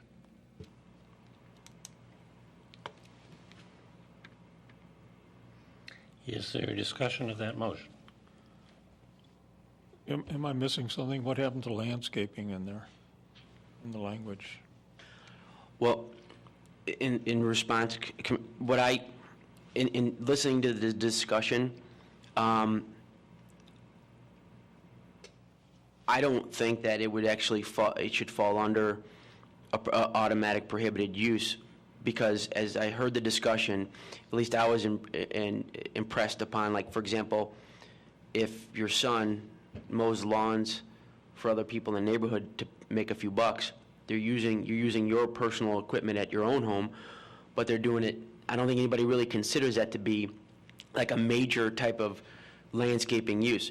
But if, for example, your son then amplifies his, or daughter amplifies his or her business, and now they've got multiple lawnmowers and trucks and everything else where they need to basically, store this kind of stuff in the neighborhood, I feel comfortable enough to know that the neighbors, if it becomes disruptive to their use and starts to impair their use, and if they feel that it's affecting their property value, I certainly would go to the zoning administrator and ask that the activity be stopped. I didn't hear your language allowing the administrator to make an exception, but maybe it was intended to. Or maybe I didn't hear it. I'm sorry. I didn't hear your proposed language to allow the administrator to make an exception to 657. I heard in the language that allows it to cover additional instances, which would then be prohibited.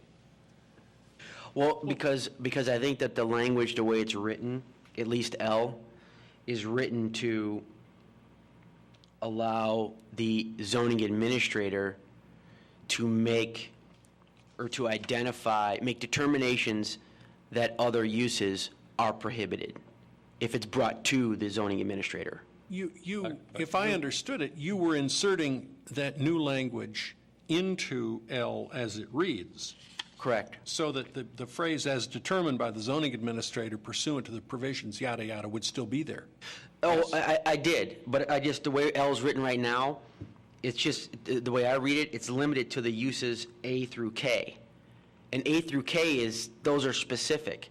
What I think we need to do is amplify what the zoning administrator can do, which is, if it looks like a duck, it sounds like a duck, and walks like a duck, it's a duck. Well, whereas what we're doing right now is we're telling the zoning administrator, you need to determine whether or not the use is similar to A through K, where there could be a use that's not similar to A through K, but actually may exert a negative influence on the residential neighborhood in which they're located, that language. So you're saying the one person business of mowing neighbors' lawns is not a landscaping business? I don't believe that it would rise to the, because we were talking about degrees and scope. I don't, at least the way you explained it and what my familiarity is with, a son or daughter operating a landscaping business with the lawnmower that is the lawnmower for the home, the primary home, I don't believe that taking it out and walking it down the street, doing someone's lawn, would rise to the level of impairing the integrity of the residential district in which they are located or exerting a negative influence on the residential neighborhood. That's my point. I think if the use meets that particular definition, then it should be prohibited. But I think we could spend all night trying to come up with specific examples. In the landscaping one's a tricky one.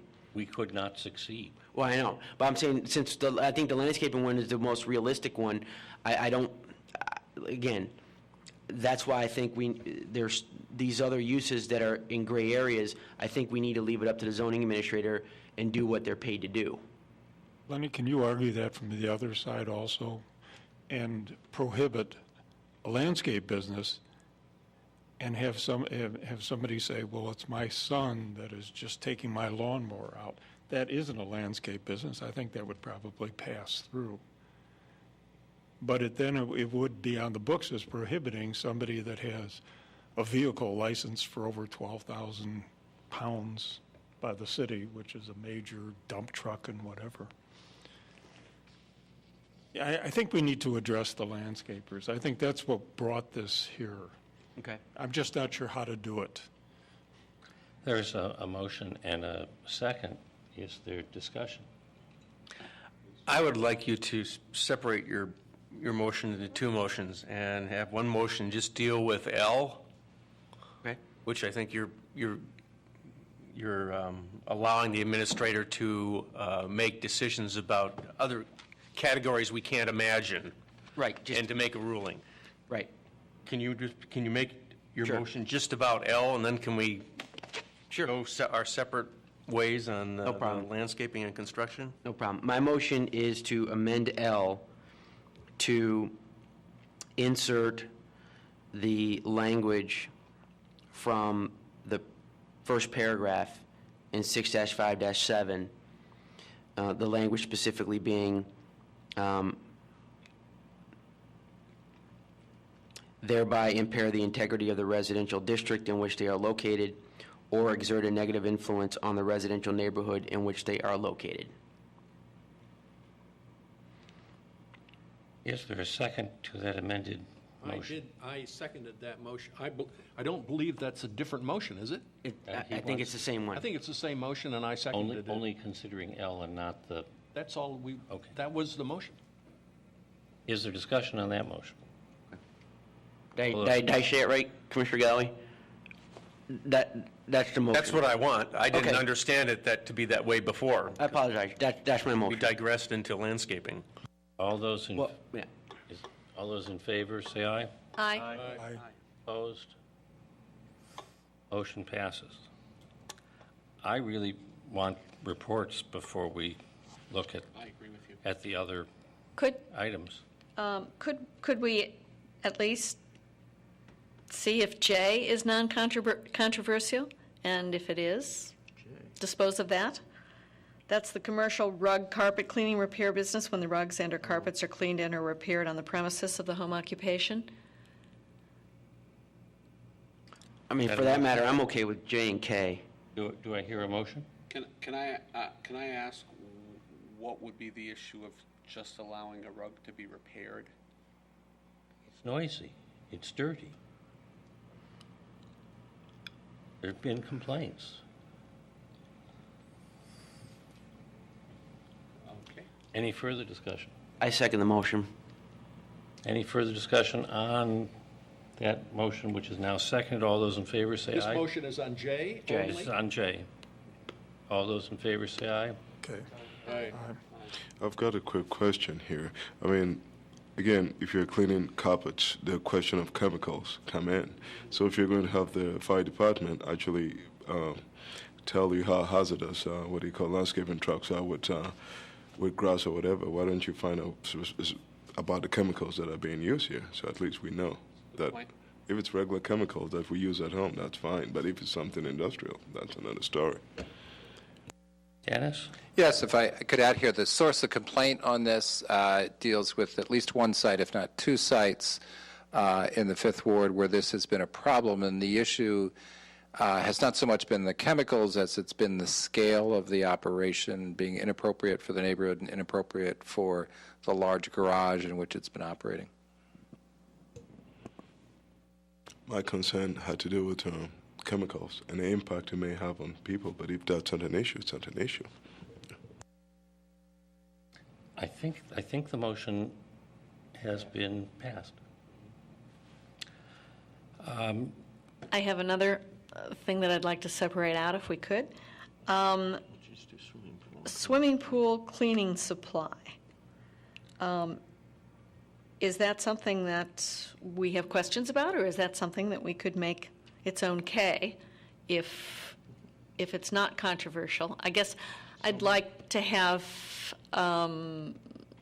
one of you tell us what kinds of complaints you've had about that and why that's been a problem, so as to add it to the list. Again, the complaint has been related to the scale of a swimming pool supply operation, number of vehicles, chemicals, chlorine, muriatic acid, and so on site. So it has been a chemical concern, but it also has been a scale concern in terms of vehicles and number of employees. A swimming pool cleaning supply business that doesn't store chemicals on site would be okay.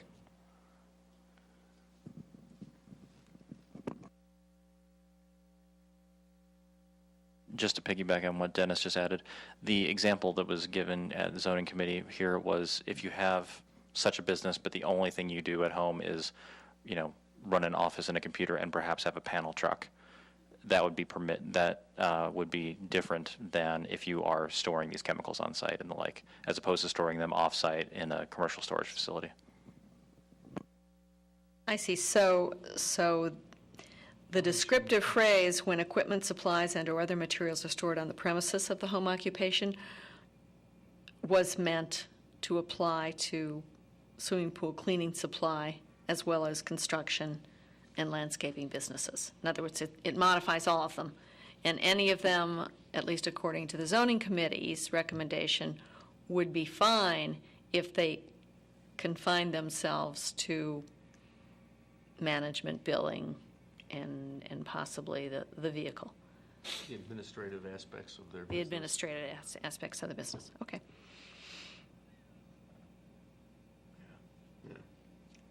Is there any further discussion? All those in favor say aye. Aye. Aye. On K, right? On swimming pool cleaning supply portion of K. Anyone opposed? Is there a motion to approve landscaping business when equipment, supplies, and/or materials are stored on the premises of the home occupation? When they are not? No, when they are. When they're not, it's not prohibited under this wording. I see. I know Prohibited Seth when they are. is opposed, and maybe others. I'm asking for a vote on the landscaping portion. I would move that. Is there a second? Second. Is there discussion? Can you just restate it again? Yes. Landscaping business when equipment, supplies, and/or other materials are stored on the premises of the home occupation. Prohibited. Yeah, and that would be added to the prohibited section. You have a seconded motion, Mr. Chairman. I would move to amend that by adding the words "in the open." I'd move that as an amendment. I don't accept that amendment. Well, what do you mean you don't accept it if someone seconds it? I'll second Sir? Is there a discussion of the amendment? I don't like it. No. I oppose the No, amendment it's because too of the slippery. gasoline and the waste materials. even if they're stored inside. In fact, I think it's Even more probably so. worse to have the gasoline and the stored waste materials inside than outside. I think there's a serious hazard. Are we still considering waiting for more information about the hazards, the potential hazards of a landscaping, or? I just asked for such a motion just to see Oh, okay. if there Sorry. was a But consensus. doesn't the feedback help us come to a decision? It may, we still It- have a it- motion it may. on the forward. You know, Is there any further discussion on the yes, amendment? Yes, I think, the issue is size again. The amendment is not about size. The amendment is about inside storage. Is there any further discussion about inside storage? All those in favor of the amendment? Aye. Aye. Better to get hands. 1, 2. Amendment fails. So this was to be able to have inside storage? Right. Oh, then I'll support that. All those opposed?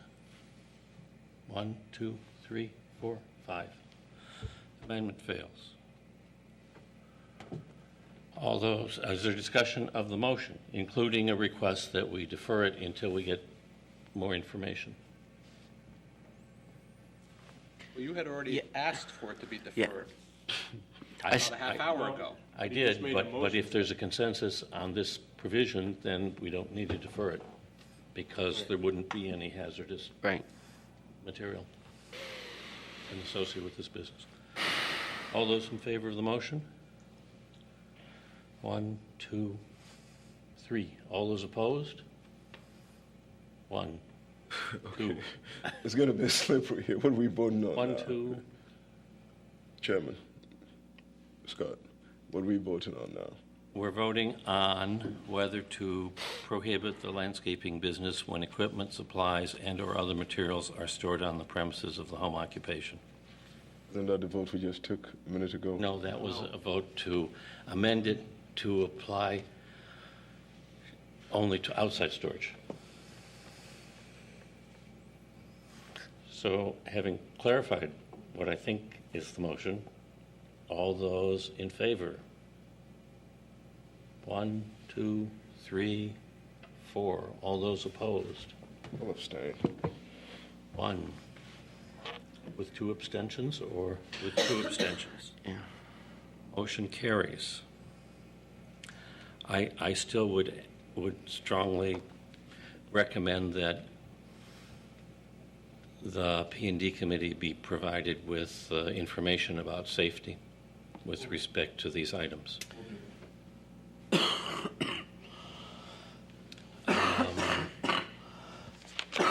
That brings us, I don't believe there was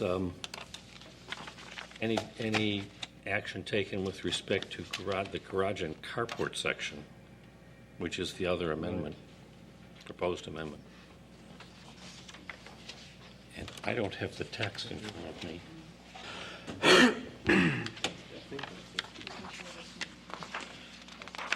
So the proposal is, tell me if I'm correct, the addition of the words, garages or carports, whether attached or detached, shall not be used for any home occupation other than for the storage of an automobile used for such home occupation.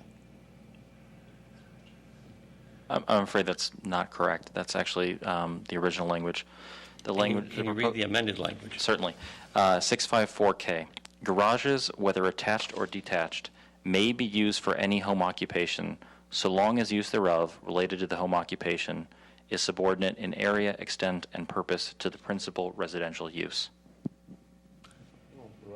Okay. I would move that. I would second. Is there discussion? Does everyone know what it means? I know what it means, but how do we how does someone determine that? How is that determined? And who determines that it's subservient to the residential use? I mean, I agree with it in principle, because I think it addresses some of the things we've been talking about, as far as handyman or small people starting up and so forth. Well, clearly a violation would be if someone was using the entire garage for their home-based business and not having a vehicle in there for personal use or obvious things that you would see for a single family or a two-flat. It's the kind of thing, though, that would be based on complaint or inspection if you received a complaint in that regard, but we'd also look at it in terms of the standards on the front end, in terms of if it falls into the major category. I agree with what Dennis just said. I would also add that if someone wanted to begin their home occupation and made application to the zoning administrator, they currently have to indicate the square footage within the home that will be used for the home occupation, as well as the total square footage, so as to determine the percentage thereof being used for the home occupation. That would similarly apply to the garage, so that if one were to indicate on the application that the entire garage would be dedicated to the home occupation, that would thereby violate this section and not be allowed by the zoning administrator. Just to add, when we had this item at Planning and Development Committee before it was referred here to the Plan Commission, there were two aldermen who felt quite comfortable and indeed were encouraging the allowance in the manner here proposed for garages because they felt that was appropriate for a home-based business. Was there any other policy argument made?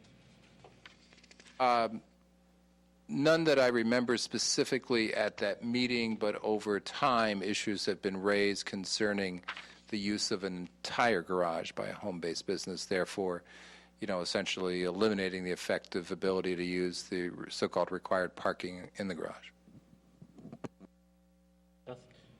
So we allow artist studios, correct, as a home business. Is that correct? That's correct, if it meets the standard.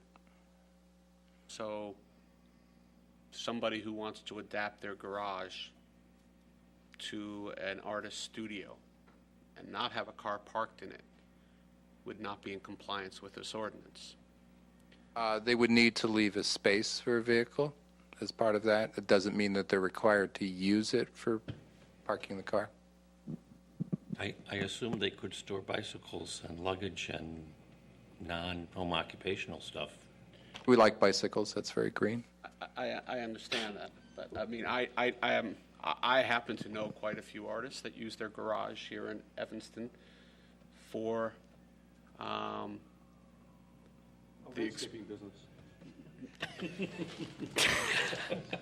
for their art studio.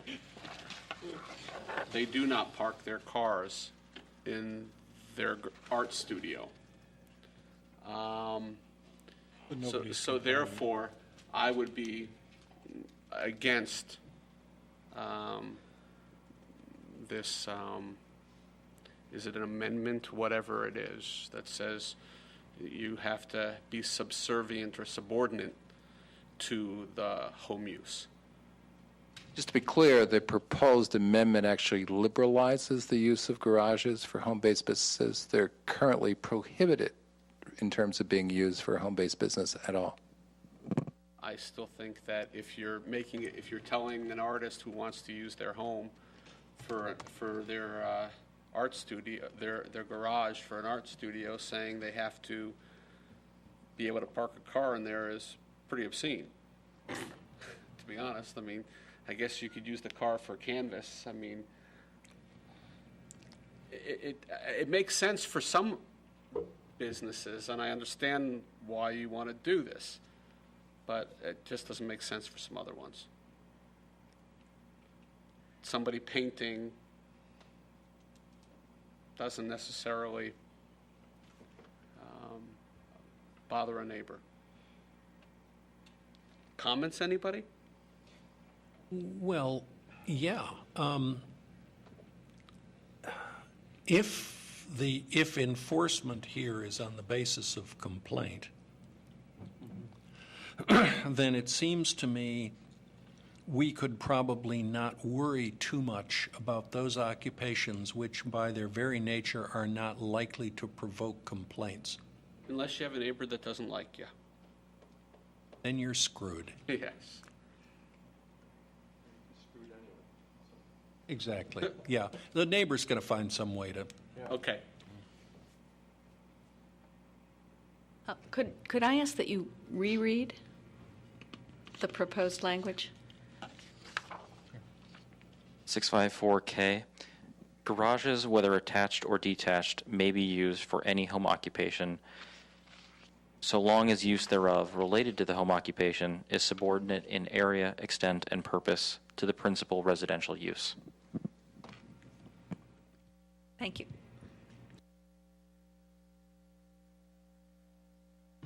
I move we approve that. Second. Is there any further discussion? All those in favor? Aye. aye. Opposed? Abstain? You opposed? No, I said aye.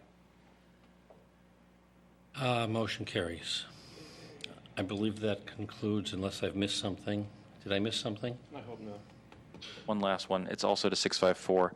It's an amendment to H. Has to do with the lawfully parked vehicles.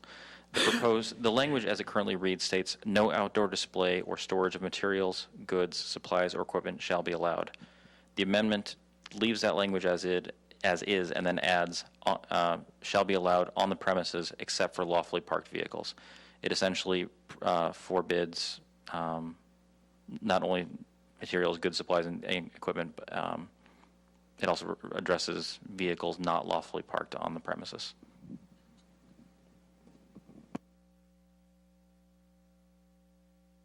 Is it necessary?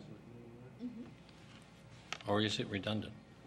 It is redundant, but I believe intentionally so, based upon the fact that several of the complaints that gave rise to these amendments that have been heard tonight and previously are based upon parking. I guess it allows you to bring zoning cases as well as parking tickets. Is there discussion? Is there a motion? Is there a second? Second? Is there discussion?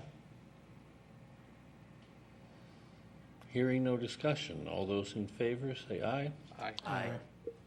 Opposed or abstained? Motion carries. Now I think maybe we are finished with that. Well, let me ask this, and this was brought up at the zone committee of Dennis, whether there was any, our concern was we don't want to put anybody out of business. Was there any city lot or city space available where some of the equipment that landscapers use that would be found unacceptable on their property, where they could park it legally so they could stay in business? There's not a city-owned facility that would fill that need, but there are private arrangements and legally zoned private lots where that would be possible.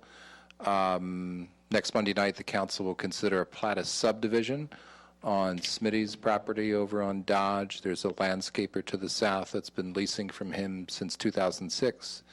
The reason for the subdivision is Smitty's will sell off the southern parcel to that landscaper who employs 30 people and principally uses that lot for his equipment. Okay, so you don't see this as a problem, then? I don't, as long as we have, properly zoned areas in the city where these enterprises can go and be able, in effect, to do outdoor storage. So there is, or there are none that would be put out of business by this ordinance. So if you have a business today, this ordinance effectively puts you out of business, or is it grandfather you? Yeah, it's a totally different question than what Commissioner Schur was asking. Okay. Basically, the standard is, the ordinance that is in force now as it relates to the home occupations, if you don't adhere to that, then basically, you're not in compliance. So you could, through an enforcement action, be forced out of business. But our objective here throughout in terms of home occupations is to encourage those that are compatible with residential neighborhoods. But obviously, we are clarifying the prohibited list and more precisely adding to it.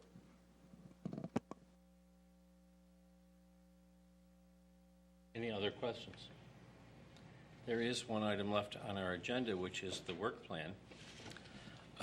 Some of you may recall from prior meetings that we are required, or the chairman is required, to provide a work plan to the, I think it's the Rules Committee of the Council, pursuant to requirement that all commissions and committees provide such plans. I drafted up some goals in order of priority, and those are on the table, and I'd like to take a 5-minute break and people can look at them and provide comments. They may require a matrix, in which case we'll draw a matrix consistent with these provisions, and after the break I'll just summarize them for you. Just quickly before we go on the break, the Plan Commission will be in front of the Rules Committee on April 1st at 6 p.m. Zoning Board of Appeals will be in front of the Rules Committee that same night. I'm sorry, April 2nd, excuse me, Monday night, not a Sunday. What does that mean? There was a document that came out. I haven't read it. They want committees and commissions. I think this came out of League of Women Voters recommendation. Initially, but it's something I know that, the current city council and the manager feel very strongly about. So the requirement that there be a plan for what you're going to do is more general, and with respect to the Plan Commission, much of what we do is statutory or provided by ordinance. So I drafted this with respect to some areas where we have discretion, in particular with respect to possible revisions to the comprehensive plan, finishing the rules, and of highest priority, conduct the hearings on matters that come to us. But let's take a break in 5 minutes and I'll give you a quick summary.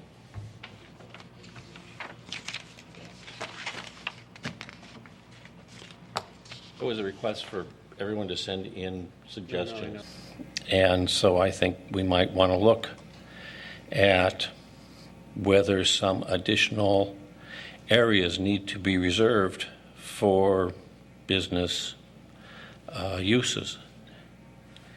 Then the final one is to look at the possibility of amending the plan to provide for transit-oriented development.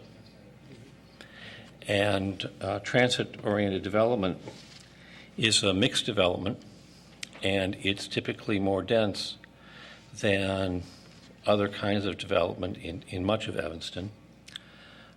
Instead of separating uses to avoid having them interfere with each other, careful use of design requirements, sometimes form-based zoning is used so that you can have more people in the area near the transit stations than is currently provided for. Transit-oriented development is suggested in the existing comprehensive plan, but the details are lacking, and there is no implementation whatsoever except for the fact that we have transit stations, and in some places there's more density around them. So that seemed to me to be an additional issue that we might consider. I suggested a 2-year time frame on the transit-oriented development and probably a 1-year time frame on the economic development locations, a short time frame on revision of the rules, and a sort of endless time frame on conducting hearings, since we do it whenever they arise. So that's a quick and dirty summary of what I've suggested as things we might look at. if we get time other than that which is required for conducting hearings. Couple of questions. A question on procedure. Is this working its way toward City Council, and when do they want it? That would be April 2nd. Oh, okay. This is what's going to the Rules Committee. The Rules Committee, Rules Committee is composed of the entire City Council. Yeah. Which means that we have to act before then? Well, I think so. At least. I want to get your comments and then try and write something consistent with what people suggest. And I'm not sure we need a formal adoption procedure for this, but a head nod. A head nod or at least a chance for comments and suggestions. And then a question on substance. Under Goal 3 in the second paragraph, which begins prior to doing this, I read this as making the comprehensive plan subordinate to the local area plans. Review the comprehensive plan for consistency with the local area plans, which were adopted subsequent. Do you intend that? I intend that because the subsequent and they've been adopted by the council, and the subsequent ordinances control over the inconsistent prior ordinances generally. But if in our review we conclude that there's some grave problem, I think that will need to be reported to the council as we make our recommendations. I don't intend that we would be precluded from making recommendations where we think that's not appropriate. So that we might, in doing this review, decide that the comprehensive plan really should rule in this case. I think that's certainly a possibility, but it would, to achieve that result, I think would require council action. Okay, thank you. Other comments? Barb? I have a comment. I think this is very well done. I thank you, Scott, for putting all the thought into this. There are a few typos, but I'm sure. Those will be touched up. My concern is not over the substance of any of it, but over the ambitiousness of it. And I'm, in particular, I think Goal 5, where you talk about a 2-year time frame. I'm not sure that we can really get going on all of these at once. And so, my sense is that Goal 5 perhaps should be put off even thinking about until we have some other notches on our belts in terms of it relates to finalizing some of the others. Finding places for the economic development, because given the constraints, it may be that the places for economic development would be near the stations. I think Central Street is not something we could tackle, and there is already a plan for that corridor. I think South Boulevard is already receiving additional housing, but part of 5 would be make some choices about which places we think should be looked at. So you would see it running concurrently with Goal 3, Yes. right? Yeah. And 4. Yeah. I think they're related. Okay, yeah, 3 and 4. But I will be sure that there is stronger language than we see now about our ability to do these kinds of things being contingent on our having time after we have conducted the required hearings. Because All right, I would appreciate that. I don't want us to fall on our faces by letting council know that we're going to be doing all of these things, as admirable as they are, since we don't control when we may have a full plate of hearings. Since we don't control that workload, I think we have to tell them. And I guess on the record, this strategic planning process is maybe not entirely applicable, since the hearing requirements come first and we don't know how much we'll have. It's sort of like a corporation asking for a strategic plan for the law department when they don't know how much they'll get sued. It's impossible. But they want us to do something, so. And would you envision that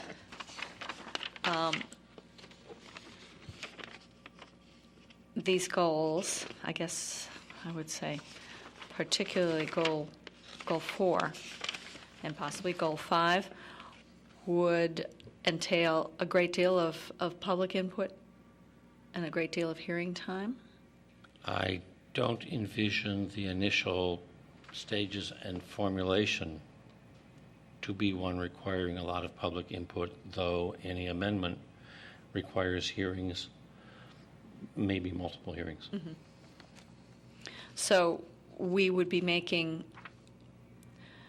recommendations that would begin in committee on most of these goals? I would envision much of this happening in committee. In committee. And then being discussed with the whole commission. Okay. Yeah. All right. Thank you. Some people have asked me, what does the Comprehensive Plan Committee do? And this is a part of it, maybe all of it. But if you have other comments, and if you see typos, let me know, and I will give it to other people to find typos also, and get, presumably we'll get feedback from the Rules Committee, or maybe only questions. Mm-hmm. Well, I appreciate the clarifications that have come out of the previous plan commissioners' comments and questions. I also like to say thank you for you spending the amount of time on this and bringing the level of clarity that you have to this. And in my observation is that these 5 goals are properly arranged in their order of priority. And I do see the relatedness of 3, 4, and 5, particularly as it relates to economic development, which is such a strong thrust in our city at this time. So to not attempt to address those 3 in as timely a manner as we can, and somewhat simultaneously, I think would be unfortunate. But then again, we don't know what the future holds for us from a workload standpoint. Yeah, I would say, Scott, if you need a head nod before April 1st on these 5 points, and generally the way you've laid it out and argued it, I would nod my head strongly. I will read it and So make comments. please read, make comments. Dennis, you might not have seen it, so. I did see the earlier version and then saw this afternoon, so did have a chance to review it. I think it's very well done. It does incorporate all the things that we've kind of discussed at different levels previously. I think it's just a matter of workload, but it does sync well with City of Evanston staff work plans as well, including the transit-oriented development. Thank you. Are there committee reports? Actually, just one more thing. I do appreciate that comment, because a lot of this will depend upon the ability of staff to devote the time to help us I've flesh told out Craig the that information we'll need. He must do all this promptly Yeah, right. in his spare time. And Dennis told them. Any committee reports? Any motions to adjourn? Motion to? Second? No, I was going to let you complete the sentence. Motion to adjourn. Second. We stand in adjournment. Got the new iPad or your old one? Oh, The old one. Thanks, Lenny.